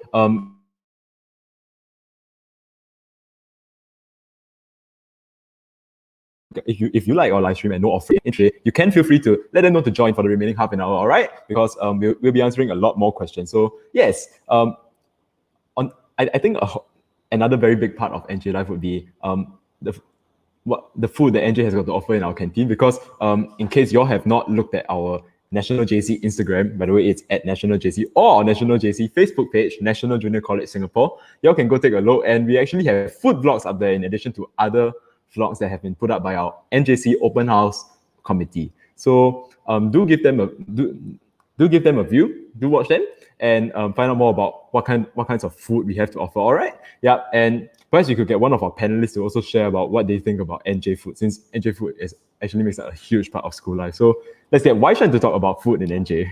Hi, Waishan. Hi, Lecha. Yeah, sure. So when it comes to NJ food, I was really surprised since I came from my secondary school, which didn't really offer like a big variety of food. But in the NJ canteen, there's actually so many stores that you can get food ranging from chicken rice to Indian food to prata to even Yong Tau food. So NJ does offer a wide variety of food. And when it comes to, any time of the day, if you just want a snack or if you want a drink, you can really depend on the NJ canteen. And that's something that I really love about NJ food. And I'm a big coffee drinker. So I'm really pleased that the NJ canteen has some really, really good coffee that can really just spice up my mornings. And when it comes to NJ food, one of my favorite stores is Chai Fan, where you can choose your pick of whatever dishes you want, and then you can get it with rice, and it's just a really good meal for you to have at any time of the day. So in my opinion, NJ food is really great, and anytime you're tired or anytime that you're really, really hungry, which happens a lot, right? Because, sometimes you're in sports CCAs, or like sometimes you have to be in school for the whole day, or like you're preparing yourself for like, CCA or anything like that. NJ Canteen really has the right variety of food that really gets you going for the day. And it is definitely tasty. Like you're definitely going to, water from your mouth, and you're going to really love the food. So I think NJ food in general is really good and has a wide variety, and just surprises me every time with the quality and, how great the food is. Thank you for the question. Yeah, thank you so much, Waishan, for offering your thoughts on our NJ food. I personally also really love our NJ food. It's so cheap, it's so delicious, so much. Yep, really nice. All right, so the next question that we'd like to answer is one that is rather interesting. So the question is, what's the boy-girl ratio in NJ? I heard it's pretty low. Andrea, would you like to offer your thoughts on the boy-girl ratio in NJ? Definitely, Lei Chao. So in the IP stream, it is true that the ratio of boys to girls is actually pretty low. I think in my batch, it was around four girls to one boy. So, but however, in the JC JC part of our school, it's actually the reverse. So you can expect to find more guys than girls around. So you wouldn't need to be afraid about not having a lot of friends around if you're a guy. Yeah. So, but regardless of our ratio of boys to girls, I find that a lot of our NJCians are pretty open, and we're actually pretty friendly people. We have a really warm, nice atmosphere here, and we are really, open to interact with one another. So regardless of the individual genders, I feel that we are pretty comfortable with each other, and we'll actually have a really fun time regardless of whether you're a guy or a girl. Yeah. Yeah, thanks so much for offering your thoughts on that, Andrea. All right, so the next question we have is this question about science research. So the question is, what are the science research or science programs opportunities, and how difficult is it for students to get in? All right, so could we get Genevieve to answer this question, please? Hi, okay, thank you for the question. So the science research and science program opportunities are actually all on our NJC website. So you can go to the page for more details, but I'll just give a brief overview.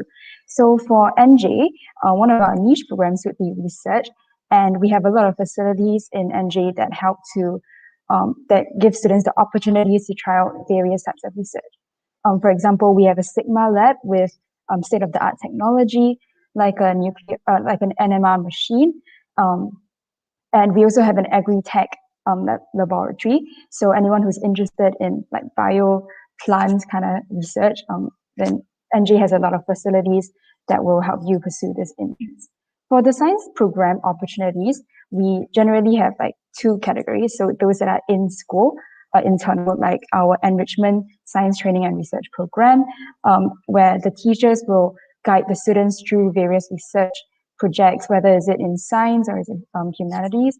And also we have those research programs that are outside of school, where our school actually collaborates with research institutes like A-STAR or industrial partners, and mentors from these partners will guide our students through. And some of our students even got the opportunities to work in these external labs, which was really cool. It is not difficult for students to get in. Generally, as long as students are able to express an interest in the science and research, they have an opportunity to get in, regardless of whether they are JE or IP. The selection process for each program is different, but generally the teachers will try to get to know you more in terms of your research background or your background in science or whatever subject that is relevant. And it might come in the form of interviews or a little write-up. So it really depends for the different types of opportunities that you want to go for. So just a quick reminder again, if you're interested in learning more about the details for these science programs, you can go on the NJC page to learn more. Thank you. Thank you so much, Genevieve, for taking that question. Actually, your response actually helps to answer this question over here that I just put up over here. Are there extensive research programs in NJ across various fields, and what's the experience like? So I think the science research field is one of them, and we also do offer opportunities for research in other areas such as in the humanities. And I think Ting Ting will be able to elaborate more about the opportunities given to the opportunities for humanities research in NJ. So Ting Ting, you can share now. Okay, sure. So I think when a lot of us think about research, we instantly imagine some scientists in a lab doing lab work. But in actuality, there's also a very extensive research field in the humanities and social sciences. And if you come to NJ, you'll have a lot of opportunities to dabble in these fields as well. I think one of the highlights of the NJ research program is the IREP, or International Research Exchange Program. So in this program, you'll be able to interact with students from other schools, and in non-COVID years, even go over to the different countries to experience how it is like to work with students who are not from Singapore. So I think that is one of the main research programs that you can look forward to if you decide to join NJC. On top of this, NJC also takes part in the Nanyang Research Program, which has both humanities and science research. In this program, students will be paired with an expert professor from NTU. And this is a very valuable experience for students to have, because it teaches them what doing research at the university level is like. And it is not a very common opportunity that students will have access to. On top of that, there's also the Humanities Integrated Program that we offer. So this program also offers an international research element. On top of that, also offers other opportunities that enable students who are inclined towards the humanities to explore their interest in those fields and also interact with like-minded peers to further their passions and consider pursuing humanities further, even beyond JC. And so the answer to the question is, Yes, there are extensive research programs in NJ, and this extends beyond the sciences, right, to even the humanities as well. Thank you.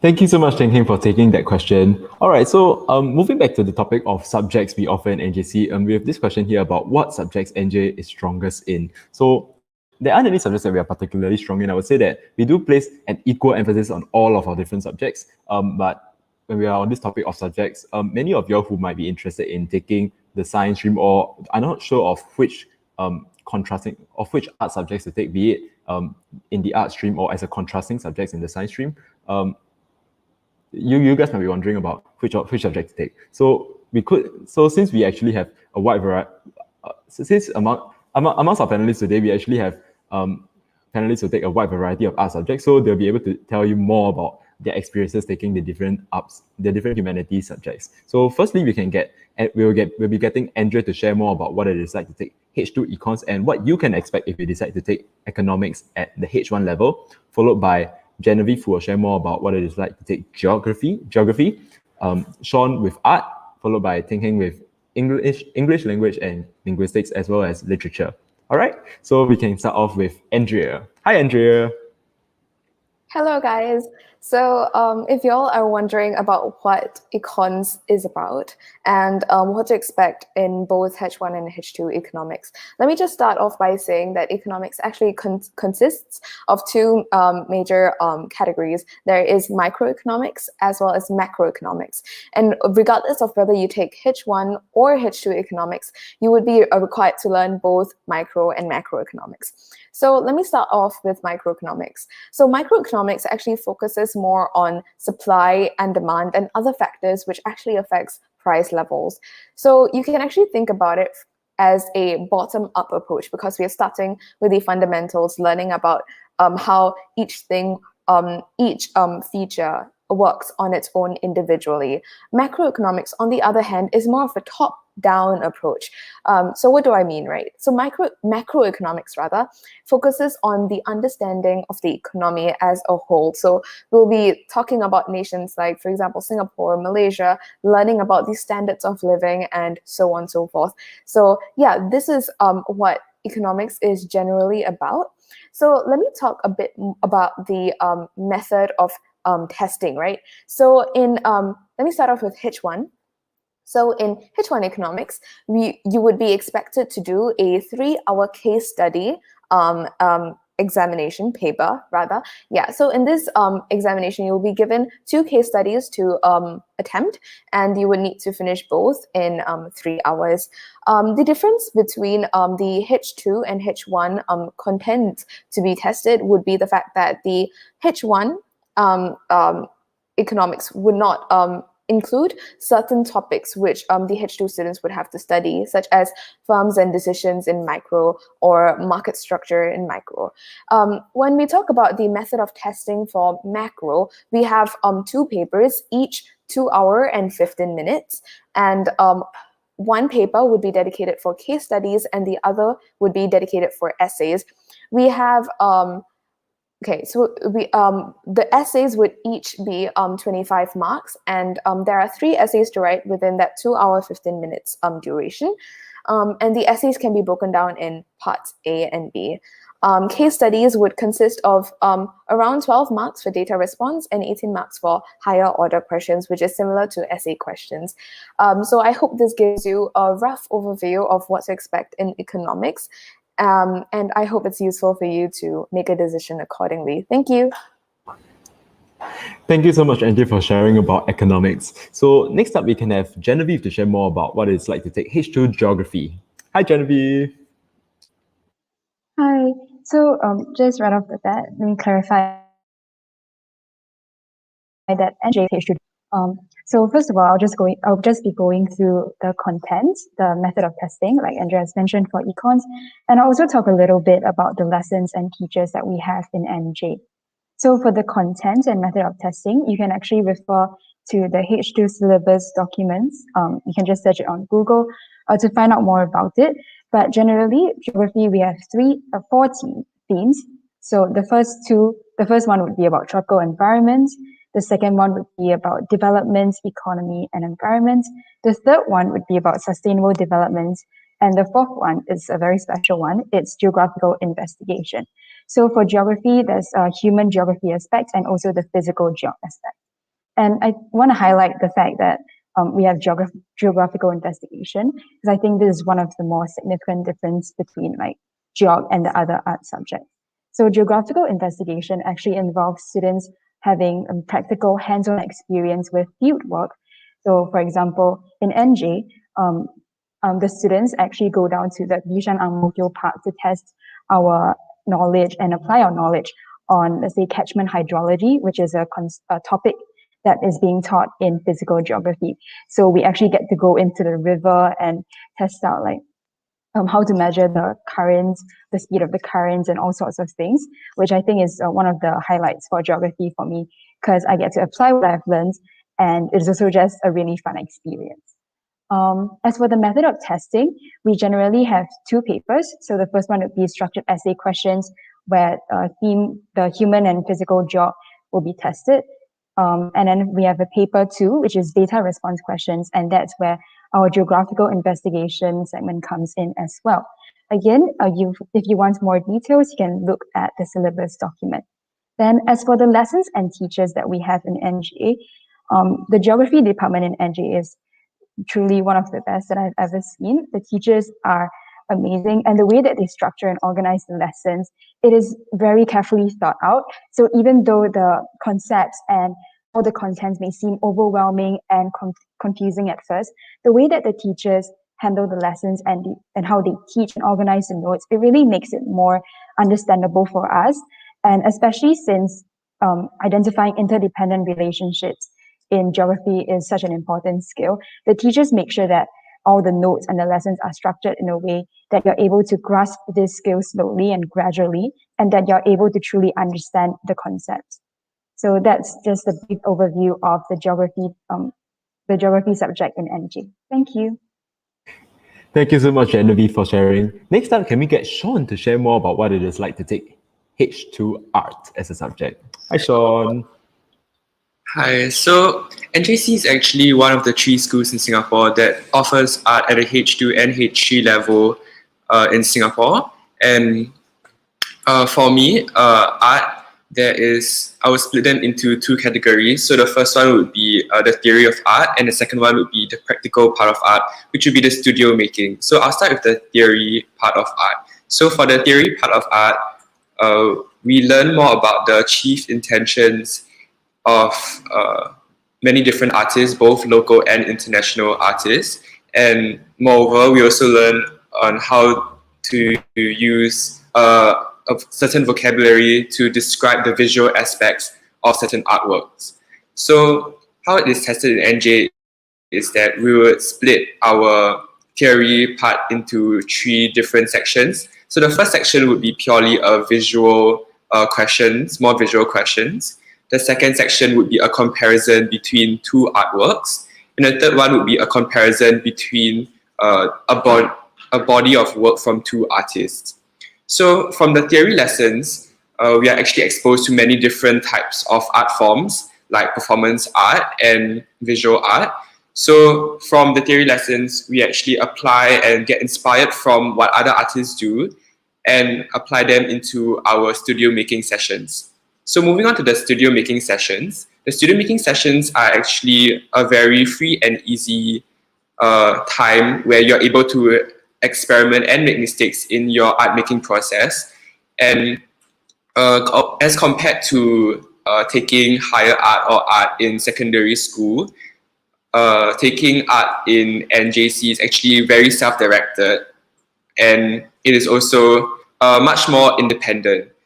So the main structure for our studio process is that the teachers will give a general topic. So for example, it could be on social commentary, and then we would have to have, and then each student would have to plan out and conceptualize their own projects themselves.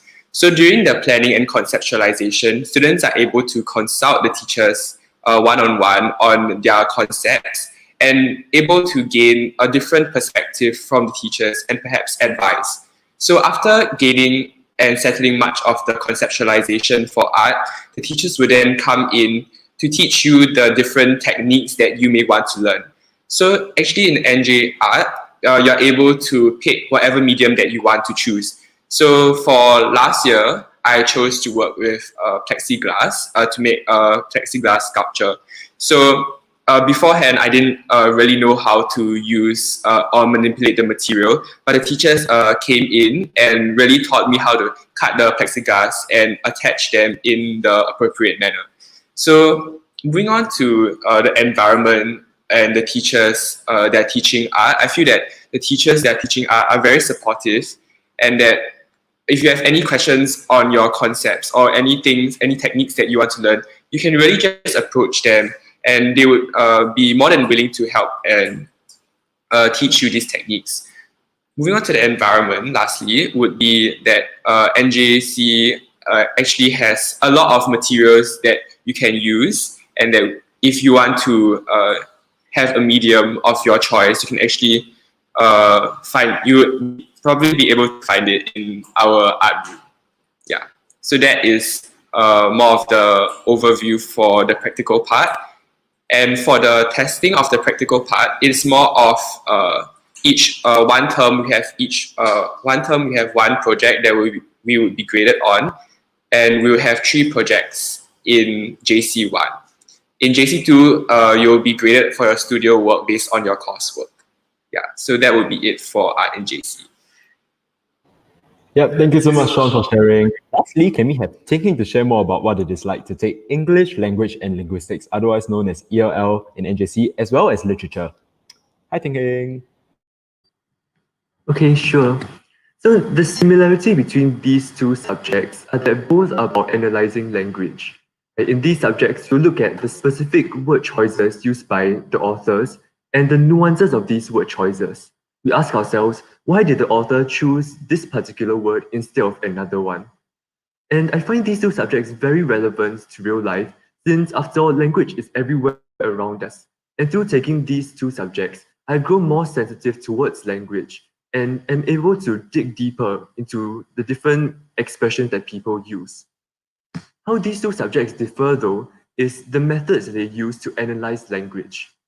I'll start off by talking about literature, since I think it will be more familiar to the O-level students here. In NJC, we get to explore a whole range of texts in literature, from poetry to drama and prose.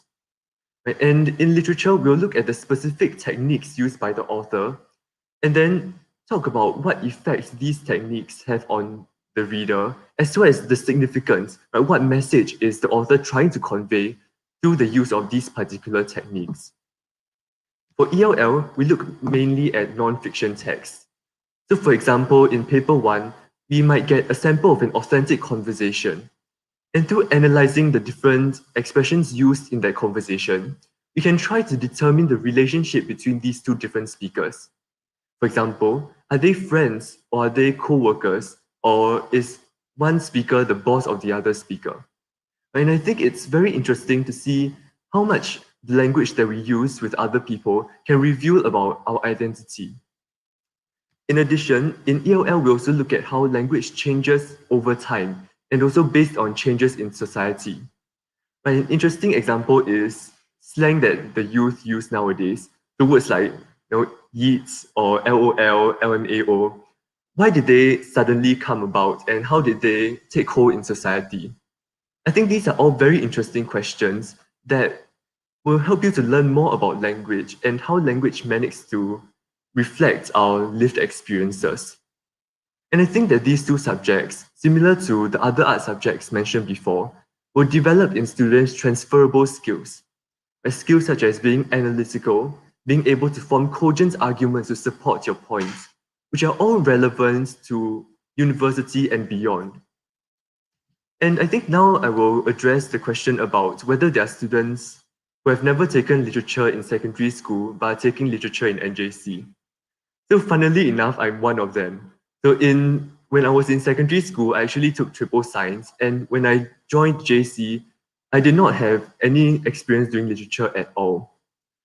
However, I found that the teachers who taught me literature were extremely supportive, right? And I did not struggle too much in my first year taking literature. But literature and ELL are both skill-based subjects. This means that there's really no need you don't get significant advantage from studying and memorizing all the different concepts in those two subject domains if you're unable to apply those concepts well. Right? Teachers in NJC are able to guide students based on their current level of knowledge about both subjects and are more than willing to teach the students from scratch. Right? They will, for example, teach students about literary devices if they have not learned them before. Right? However, that being said, if you had not taken literature in secondary school, you might need to work harder than some of your classmates to catch up on the knowledge about the different techniques or concepts in literature and ELL, as well as develop the skills needed. Yeah, but the official stance is that for art subjects in general, there's no subject prerequisites. So this applies to geography as well, which another commenter asked about. Yeah, that's all.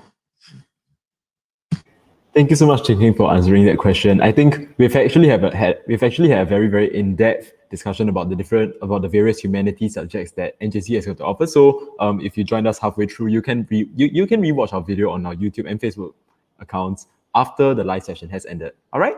Yeah. So moving on to the next question about the next question by Dylan Ko. So Dylan Ko's question is, are you all generally content with your choice of this JC, or was there a time where anyone thought it was the wrong choice? And are the teachers strict here? Wow, there's a lot of questions, but it's very, very deep and interesting question. So could we have Waishan to answer this question, please? Thank you for the question, Lei Chao. Okay, so when it comes to being content about my choice of JC, the short answer is yes, I'm content about my choice with NJC. And as for the question of whether there was a time when I reconsidered my decision, there were times in the beginning when I was first in NJC, so my first few months in NJC, where I reconsidered my decision and I thought, oh no, maybe I can't cope well in NJC. So I'll sum it up into two different things. So firstly, it's about the environment, and secondly, it's about the academics. So I'll first talk about the environment. So when I was in secondary school, because O levels is 4 years, right? So you form these strong connections and bonds, and you form these communities with people. So you really have this community that you know that you belong to. So you've already formed an identity for yourself in secondary school, and that's what most students who come from O-level schools would come in knowing, and would come in with a slight fear of what it would be like to join JC, because you would generally want to follow, JCs that other friends of yours or close friends of yours have joined, because these are people that you're really close to, and you're scared that maybe in JC you can't find such friendship again. So for me, when I came into NJC, none of my close friends were in NJC. So it was just me, and everyone else was actually in other schools. So initially, in my first few months, I was generally scared that I wouldn't find such friendship like that again here, and that I would feel a little bit lonely in NJ, and that was my initial fear. So it was definitely scary at first, but like I said in my previous answer, right? NJC is the community in NJ is more than supportive. It's really, really welcoming, and they really manage to ease your worries when you join the school, and because of the welcoming environment there, and all these worries about like whether you'll form good friends, whether you'll meet people that you like, and all that, within the first few months, all of that is really handled, and you're really sure of the environment in NJ. And like from even the very, very first day of school, so my very first day of orientation, where I came into the school and I was very confused about where to go, and I was very confused about who I can talk to, and I was trying to find my friends from Fuhua, and I was just generally scared. A lot of the seniors would just take me in and talk to me, and they were really the way that they talked to me was just like as if I was any other person that they saw in the school, and that was just really, really good. So that allows you to not just make friends, but feel like you belong in that community as well. So you feel like you belong in NJ, and they'll let you get to know about the school, and they'll tell you everything about the school, so that one of the most important things about feeling like you belong to a school is knowing the history, knowing stories from the school and all that. And they really the environment in NJ really allows you to do that. You learn about stories from the past, you learn about your classmates and what they did, back in their junior high years and stuff like that. So I think in terms of environment, within the first few months when you first join, there will definitely be some bouts of being scared that you can't make close friends, but slowly and surely, as long as you put in the effort to go and talk to people and say hi, you will learn more about people and you really feel like you belong in NJ and everyone will really take you in their wing, and that's a really warm feeling. And now moving on to academics. So when it comes to academics, this fear of not knowing people, right? This fear of like not feeling welcomed, or this fear of not this fear of like maybe they won't welcome me or maybe I won't be a part of them. That fear also translates into academics, because I knew teachers in my secondary school very well. These were teachers that have been following me for about 2 years or 3 years, and all these academic teachers are teachers that I know that if I give them a call, they will pick up, and this is something that I was really sure of. So when I came into JC not knowing anyone here, I felt out of place. I felt like a fish out of water, right? And I didn't know any of the teachers in NJ at all. But surprisingly, the teachers in NJ are actually very, very approachable and very supportive. When it comes to academic matters, teachers might even come up to you instead of you having to go up to them. They'll come up to you and they'll ask you, hey, how are you doing? And they'll ask you, how are you coping in the subject? They'll ask you questions about the subject, and they'll really make sure that, you're on this right path of where you need to go, especially for subjects like economics, which are new to me and I'm not very familiar with. My teacher would always come up to me during lunchtime or whenever they see me sitting around somewhere, right? They'll come up to me and they'll ask me, oh, how was that chapter, or how was the lesson? And that was just this is just one of the few actions that the teachers do that really let you know that they care a lot about you, and that let you know that yes, this was the right choice, right? Because even though you felt like you were new, they're treating you like any other student. They're treating you like as if they've known you for years. And they're not just academically supportive. Teachers are also very supportive when it comes to students who are facing stress or whatever else difficulties that you have in life.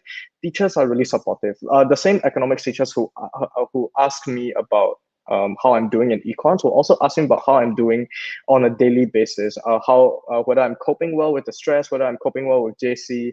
And there are also teachers that are really approachable in the school that you can just go up to and talk, and they'll let you tell them about your day or tell them about something you're stressed about, and that's just really this welcoming environment from both the students' perspective and from the teachers' perspective, academically and environment-wise, really helps you to understand that, really helps me to understand that, yeah, I'm very content of my choice in JC. And as for the question of whether the teachers are strict, I would say that I wouldn't necessarily phrase it as the teachers are super strict and stern, but rather that the teachers ensure that you're doing fine. And if they're not, they wouldn't like just come down to scold you. They will come down to understand why you're not doing well, and they will try their very, very best. They'll put in a lot of effort to help you. So yeah, I hope that answers your question. Thank you. Thank you so much, Marshan, for sharing. All right, next up, could we get Andrea to answer this question about the mentors in NJC? So the question is, okay, this person is requesting for us to very kindly share our experiences with our mentors and how they have guided us to pursue our specific interests in universities. So, Andrea, could you let us know what kind of support is given to students in NJC when it comes to things such as university applications or career guidance? Thank you. Definitely. So let me start talking about our mentors in general, right? So here in NJ, it's really community guided, I would say, because there are so many different avenues of support that everyone, at the end of the day, it's mainly like a lot of people acting as your mentor in some way or another. So the various types of mentors you would potentially face in NJC would be your personal mentors, also known as your form teachers.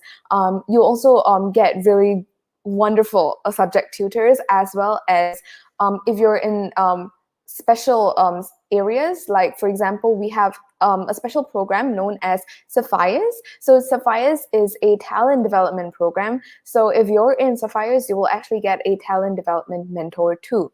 So to give you a brief understanding of how our mentors are like Waishan actually mentioned, it's not just your subject tutors, but everyone here is really warm, friendly, understanding. They're always there to understand where you're coming from and to help to guide you towards where you want to go in the future. So though they might be strict with work, they're warm at heart.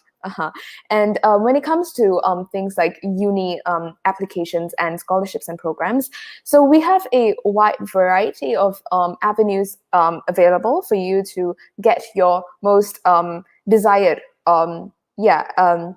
course in university. So we have our ECG counselor who would be there always to guide you towards what you want to do in the future. So if you have any questions about certain university courses or the subjects or the experiences you want to take part in to make sure that your portfolio is really well planned and looks really good for university applications, you can definitely take our ECG counselor as a mentor. And for you to be able to approach the ECG counselors, we have bookings available. So as long as you make a booking, it's free for you to go and have a talk with her. We also have annual career fairs. So in light of the COVID situation, we are presuming that the career fair would most likely take a virtual platform this year.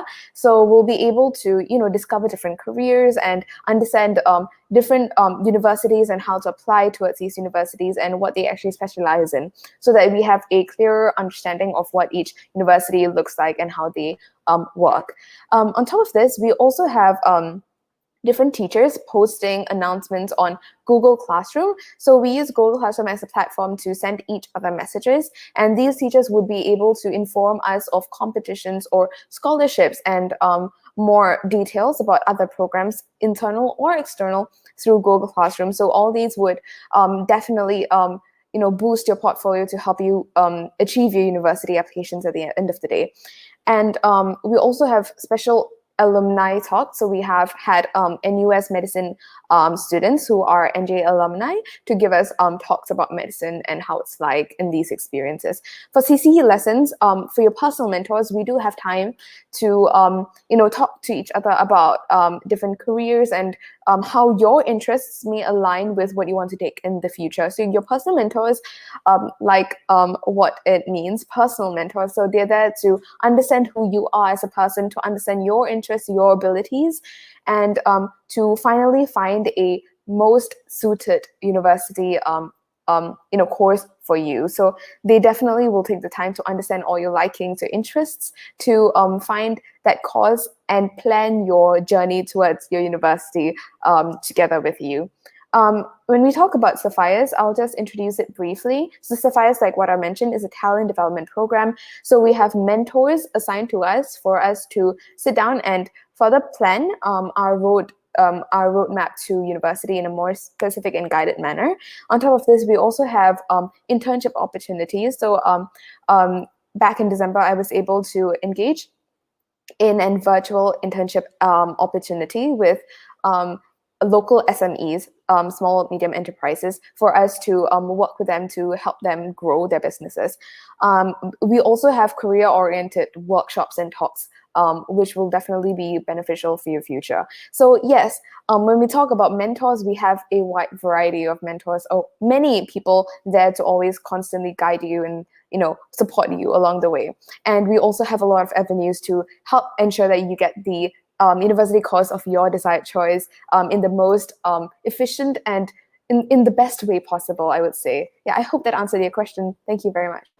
Yeah, thank you so much, Andrew, for answering that question. All right, so due to time constraints, we'll only be able to answer one more question. And this question actually comes from our NJC, our National JC Instagram page. So we actually had a Q&A, and this was also asked during the previous session on 9th January. So for those of our viewers watching our current live stream, you all might also have this question in mind. And the question is, what are some of the leadership opportunities that I can look forward to should I join NJC? So just to give you all a brief overview, there are actually a wide variety of leadership positions that you can take up in NJC, ranging from positions in the class committee, in your CCA Exco, or even in other boards such as the Student Council or the Peer Support Leaders, otherwise known as PSLs. But we'll only be able to explain to you about two of these opportunities, namely CCA Exco and Student Council. So I will now be inviting Sean to talk about what it is like to be in a CCA Exco, because he's actually the captain of the badminton team, and for Waishan to talk about his Student Council experience. So Sean, please, you may begin. So for most CCAs, I'll just cover the general exco positions that they would offer. So there will be normally the captain or the president of the CCA, or the vice captains or vice presidents of each CCA.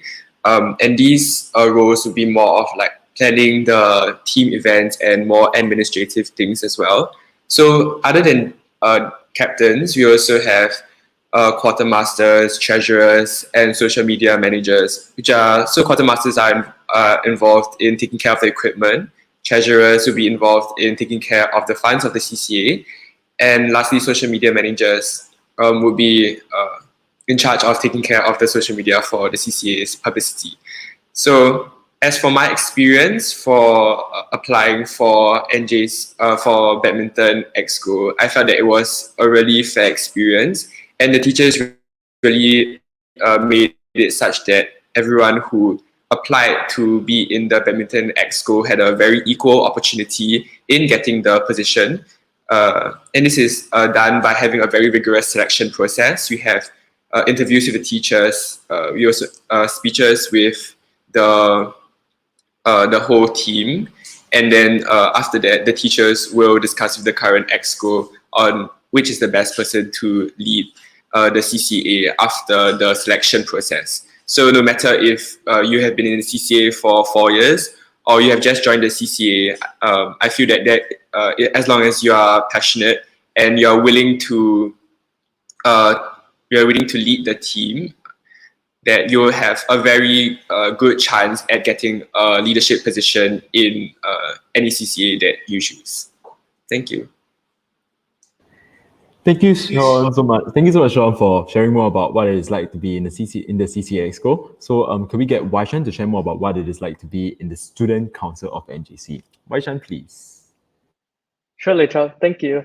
So, when you first join NJ Council, you'll start off with a selections process. So the selection process generally starts off with, you fill up a form that they give you during orientation, and you get your parents, consent, because student council is a commitment that you have to make. And so, your parents should generally know about what type of commitments you're making, just in case. And after which you'll be the first experience you'll have is an interview. So the interview will, ask you about why you want to join student council. It's just like, most of the interviews that you have for leadership positions. And after the interviews, after that, you'll have, a selections task. So they will brief you on a task that they have specifically made for your specific year and your specific batch of council. And with that, you'll have to start with a group of people that you'll be working with for that task, and then you'll just work on that task. And then after that, you'll also come into something known as council camp. So there'll be a camp for applicants, and you guys, you'll have various activities, and throughout this whole selections process, which can usually last a good few weeks, you'll have a few mentors attached to you. So a few senior student council members, mostly SH2s, who will be telling you about their experience, who will be helping you through the selections process, and who will be helping you answer your queries about council as well. So that is my initial joining process. So when you do come into NJ and you decide to join student council, there'll be much more to it, and you'll be able to experience it in the full. But now I want to actually talk about what my experience in student council is like, because like Rachel said, NJ offers a wide variety of leadership positions. So one of those is, of course, student council that I'm talking about right now. And what makes student council an interesting leadership position is that our school's motto is actually service with honor. And with that, student council tries to embody this motto, and we try to serve the student population. And again, the name is student council, right? So we try to voice out the opinions of students. We are split up into different committees which are aimed at doing different specific jobs, aiming to aiming to improve student welfare, or aiming to help students out with certain things. We even have a faults report form, which allows students to report faults with the facilities in the school, and ensuring that if there are any faults and such, people will the school administration will find out about it as soon as possible and fix it. And so ranging from small things like these to even big things like events that the student council plans on its own, student council is really just about serving the student population, and not just that, but also learning the different things when it comes to making proposals or learning how to plan events. And you just get a learning opportunity, and you also get to do some VI like activities where you're helping people out, and you're trying your best to improve the welfare of different people involved. So that would be my experience in student council. Thank you. Yeah, thank you so much, Varshan, for sharing. Indeed, just to reiterate, we actually have a very, very wide variety of leadership opportunities in NJC, not just limited to the Student Council or CCA Exco, because our mission, after all, is for us to be able to develop scholars and leaders who serve with honor. So every single student is actually given an opportunity to lead on several different platforms. So if you do come to NJC, you don't have to worry, because you will definitely be given chances to hone your leadership skills as a student in NJC. All right. So due to time constraints, we won't be able to answer the remaining questions. However, should you have any further queries, please feel free to drop by our website, nationaljc.moe.edu.sg, for more information regarding the CCAs that we offer, more information about the NJ experience, the subject combinations that you can take in NJC, or head onto our National JC Instagram page. It is at National JC, or our NJC YouTube page to find out more. All right. So from all of us here, we would like to sincerely congratulate all of you viewers who are O-level students who just retrieved your O-level results yesterday, and we hope that we want to wish you all the best for your joint admission exercise to the tertiary level institutions. Yeah. So that is all from us, and we hope to see you in NJ. Thank you. Bye bye.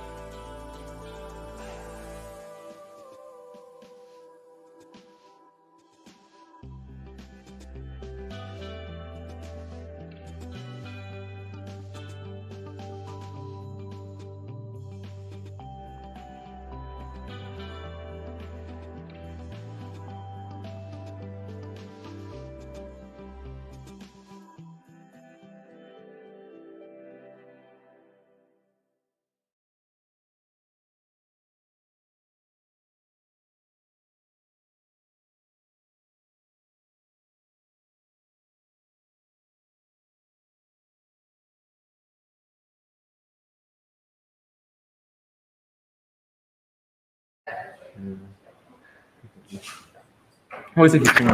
Oh dear. Okay.